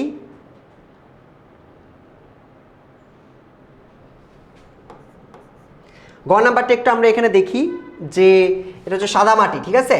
গ নাম্বারটা একটু দেখি। উদ্দীপকে আমি কোনো আগন্তুক নই কবিতার কোন দিকটি প্রকাশ পেয়েছে? এখানে আমরা দেখতেছি ভিনদেশী কেউ আমি এমন নয়, আমি যে এই মায়ের সন্তান তুল্য স্নেহে যে মাতা ভাসিয়েছে বারংবার, সেখানেও একটা আমরা দেখতে পাচ্ছি মা, এবং মা হচ্ছে দেশ, ঠিক আছে, আর কবি হচ্ছে সন্তান। সো এই যে মা ও দেশের যে সম্পর্কটা, এই একই সম্পর্কটা তো আমরা আমি কোনো আগন্তুক এখানেও দেখেছি। আমি কোনো আগন্তুক নিয়ে আমরা দেখেছি যে লেখক বলতেছে যে আমি এখানে বড় হয়েছি, আমার জন্ম এখানে, আমি স্বপ্নিক নিয়মে এখানে থাকি, আমাকে কেউ বাইর করতে পারবে না, এরকম নানান ধরনের কথাবার্তা ব্লা ব্লা বলছেন আমাদের লেখক। সো এই কথাবার্তাগুলো কিন্তু আমরা উদ্দীপকে যেমন দেখতে পাচ্ছি, সে তো মার স্পর্শ যেন মায়ের সাথে নিয়ম করছে, বাংলাতেই আমার জন্ম হয়েছে, আমি বাংলায় আছি, শত স্বপ্ন শত কল্পনা হেতায় বাঁচি, এই লাইনের সাথে তোমার আমি যে স্বপ্নিক নিয়মে বাঁচতেছি, আমার জন্ম এখানে, লেখকের জন্ম এখানে, লেখক যে সাক্ষীগুলোর কথা বলছে এই সাক্ষীগুলোর কথা তোমরা লিখতে পারবা। লিখে দিলে আমার মনে হয় তোমরা উত্তরটা ঠিকভাবে দিতে পারবা। আচ্ছা, এবার আমরা ঘ নাম্বার প্রশ্নে চলে যাব। এটা হচ্ছে সাদা মাটি। সো সাদা মাটিটাও আমরা এখানে দেখতে পারি, এখানেও একই প্রশ্ন আছে যে এভাবে এক হলো আগন্তুক নই কবিতার বিষয়বস্তু আরও ব্যাপক। কেন ব্যাপক? এই পুরা লাইনে কোনো সাক্ষী নেই। জমিলার মা মনে আছে? কদম আলী, এই লাইনগুলো পড়ছিলাম আমরা। এই লাইনগুলোর মধ্যে একজনকে লেখক বলছে এরা আমার স্বজন। লেখক লাঙলের কথা বলছে, লাঙল এবং বৈঠার কথা বলছিল। এগুলা কি? এগুলো সব এখানে থাকার কথা, বাট আমরা এই উদ্দীপকে এগুলো কিছু দেখতে পাই না। সেই কারণে আমরা বলতে পারি কবিতার বিষয়বস্তুটা আরেকটু ভেঙে আরেকটু বিস্তারিত ছিল, বাট আমি কোনো আগন্তুক নই যে বিস্তারিত তথ্যগুলো আমরা পেয়েছি উদ্দীপকে আমরা এভাবে পাই না। সো আমরা একটা প্যাটার্ন এখানে দেখতে পাচ্ছি, যে প্যাটার্নটা আমরা উদ্দীপকে পাই না। সো এখন আমরা একটু সিকিউ এর, বোর্ডের যে সিকিউ আমি সলভ করলাম, সিকিউ এর একটা প্যাটার্ন তোমাকে আমি একটু দেখাই দিই। হ্যাঁ, যে প্যাটার্নের প্রশ্নটা আসবে, কোনো কবিতা, যে কোনো কবিতা যখন তোমরা পড়বা, কবিতার গ নাম্বারে প্রথমত এখানে একটা উদ্দীপক দিবে। উদ্দীপকটা আরেকটা কবিতা হবে, মোস্ট লাইকলি কবিতা হবে একটা, আর কবিতা না হলে একটা গল্প হবে। সো গ নাম্বারেও কী করে জানো, মনে রাখবা 100% প্রত্যেকটা কবিতার এই জিনিসগুলো পড়ে যেতে হবে। গ নাম্বার হচ্ছে উদ্দীপক, কবিতা, এটা মিল বা বৈসাদৃশ্য মানে অমিল। মোস্ট লাইকলি মিলটা বেশি আসে, তখন তোমাকে মিল লিখতে হবে 1 2 3 4। এখানে তুমি কবিতার লাইনে রেফারেন্স যত দিবা তোমার মার্কস পাওয়ার চান্সটা তত বেশি বাড়বে, বেশি পাওয়ার চান্সটা। আর ঘ নাম্বারে আরেকটা স্ট্রাকচার আছে, সেই স্ট্রাকচারটা হচ্ছে পুরো ভাব, সম্পূর্ণ ভাব তুলে ধরতে সক্ষম নাকি ব্যর্থ। এটা আমি অনেকবার পড়ছি ভাই। তো সম্পূর্ণ ভাব যখন তুলে ধরতে ব্যর্থ, তখন এই যে ঘটনাগুলো লিখছো এগুলো আবার লিখবা, এখানে লিখে বলবা এগুলো লিখছে, এগুলো আবার লিখবা না। তুমি চাইলে লিখতে পারো, বলতে পারো যে এগুলো মিল আছে, এই 1 2 3 4 তুমি লেখাই দিবা যে এই 1 2 3 4 মিলগুলো আছে। বাট পরের জায়গায় লিখবা তবে আরও 5, 6, 7, 8 এই 4টা উল্লেখ করা নাই। সুতরাং এটা পুরো মূল ভাবকে তুলে ধরতে ব্যর্থ। আর সিকিউ লেখার জন্য তোমাদের একটা সাজেশন আমি দিয়েছি। সিকিউ লেখার সময় এটা যদি একটা পৃষ্ঠা হয়, সিকিউর কতটুকু লিখবো এই প্রশ্ন তোমাদের সবার থাকে, ভাইয়া এটা তোমার হাতের লেখার উপর নির্ভরশীল। এখানে লিখবা ক একদম ছোট করে, খ নাম্বারটা এখান থেকেই লিখবা। হাতের লেখা যদি অনেক ছোট হয়, এখানে দেখো অনেকগুলো লাইন ধরাচ্ছি আমি, তাহলে 2টা প্যারা এই পর্যন্ত লিখলেই তোমাকে 2 দিয়ে দিবে। গ নাম্বার অবশ্যই এই পুরা পৃষ্ঠা তোমাকে লিখতে হবে এবং এই পৃষ্ঠার এতটুকু অর্ধেকও লিখতে পারো। ঘ নাম্বার টাইমের উপর নির্ভর করে, বাই দেবে বারবার বলতেছি। ঘ নাম্বার এখান থেকে শুরু করবা, এখান থেকে পুরাটা ভরবা। যারা বেশি মার্কস একদম 100% 9 অথবা 10-এ 10 যারা পেতে চাও তারা আরেকটা পৃষ্ঠা নিবা, নিয়ে সেই পৃষ্ঠাটার এতটুকু পর্যন্ত লিখবা। তাহলে তোমার পরীক্ষায় ভালো মার্কস পাওয়ার চান্সটা কিন্তু বেড়ে যাবে বলে আমি বিশ্বাস করি। সো আমাদের আজকের পড়াটাতে আমরা কিন্তু আমরা একদম 100% 2টা কবিতা একদম দেখে ফেললাম এবং এই 2টা কবিতার যত প্রশ্ন তোমাদের ক্লাসে তোমাদের এসএসসি পরীক্ষা আসতে পারে সকল এমসিকিউ এবং সিকিউগুলো কিন্তু দেখলাম এবং কবিতার প্রত্যেকটা জিনিসকে কিন্তু আমরা খুব মানে কি বলবো, আমি একদম ডিটেলসে কিন্তু এখানে দেখার চেষ্টা করেছি। সো তোমাদের যদি আর এই সম্পর্কিত কোনো প্রশ্ন থাকে তোমরা কল করতে পারো 16910 নাম্বারে, ঠিক আছে। এবং আমরা আশা করছি আজকের ক্লাসের প্রত্যেকটা জিনিসকে আমি খুব ক্লিয়ারলি বোঝাতে পেরেছি। বৃষ্টি এবং আমি কোনো আগন্তুক নই এই ক্লাসে, এরপর থেকে তোমার আর কোনো সমস্যা থাকবে না এই টপিকগুলোতে এবং এসএসসি পরীক্ষায় যে প্রশ্নগুলো আসবে তুমি আশা করছি ভালোভাবে অ্যান্সার করতে পারবে। তুমি যে ব্যাচেরই হও না কেন, তোমার ব্যাচের যে কোনো কোর্স রিলেটেড তথ্য যদি তোমার লাগে 10 মিনিট স্কুল থেকে ভাই আপনি আমাদেরকে কী দিচ্ছেন, ফ্রি, পেইড, গ্রুপের মাধ্যমে, ইউটিউবের মাধ্যমে, যেটাই তোমার জানতে ইচ্ছা করো না কেন, কমেন্টে একটা ফর্ম দিয়ে রাখছি বা লিঙ্ক দিয়ে রাখছি, ওই লিঙ্কে গিয়ে তোমার ব্যাচের অফারিংসগুলো, তোমার ব্যাচের কোর্সগুলো, তোমার ব্যাচের সব কিছু তুমি দেখে নিতে পারো। কমেন্টের লিঙ্কটা এক্ষুনি ভিজিট করতে পারো অথবা কল করতে পারো 16910 এই নাম্বারে। তোমাদের জন্য কিন্তু এরকম আরও অনেক ভিডিও আসছে এবং অনেক ক্লাস আসছে, সেই ক্লাসগুলো দেখা হবে, পরবর্তী ক্লাসে দেখা হবে সেই আশাবাদ ব্যক্ত করে আজকের মতো আমি লিমন ভাইয়া বিদায় নিচ্ছি। ভালো থাকবে সবাই, সুস্থ থাকবে, আল্লাহ হাফেজ।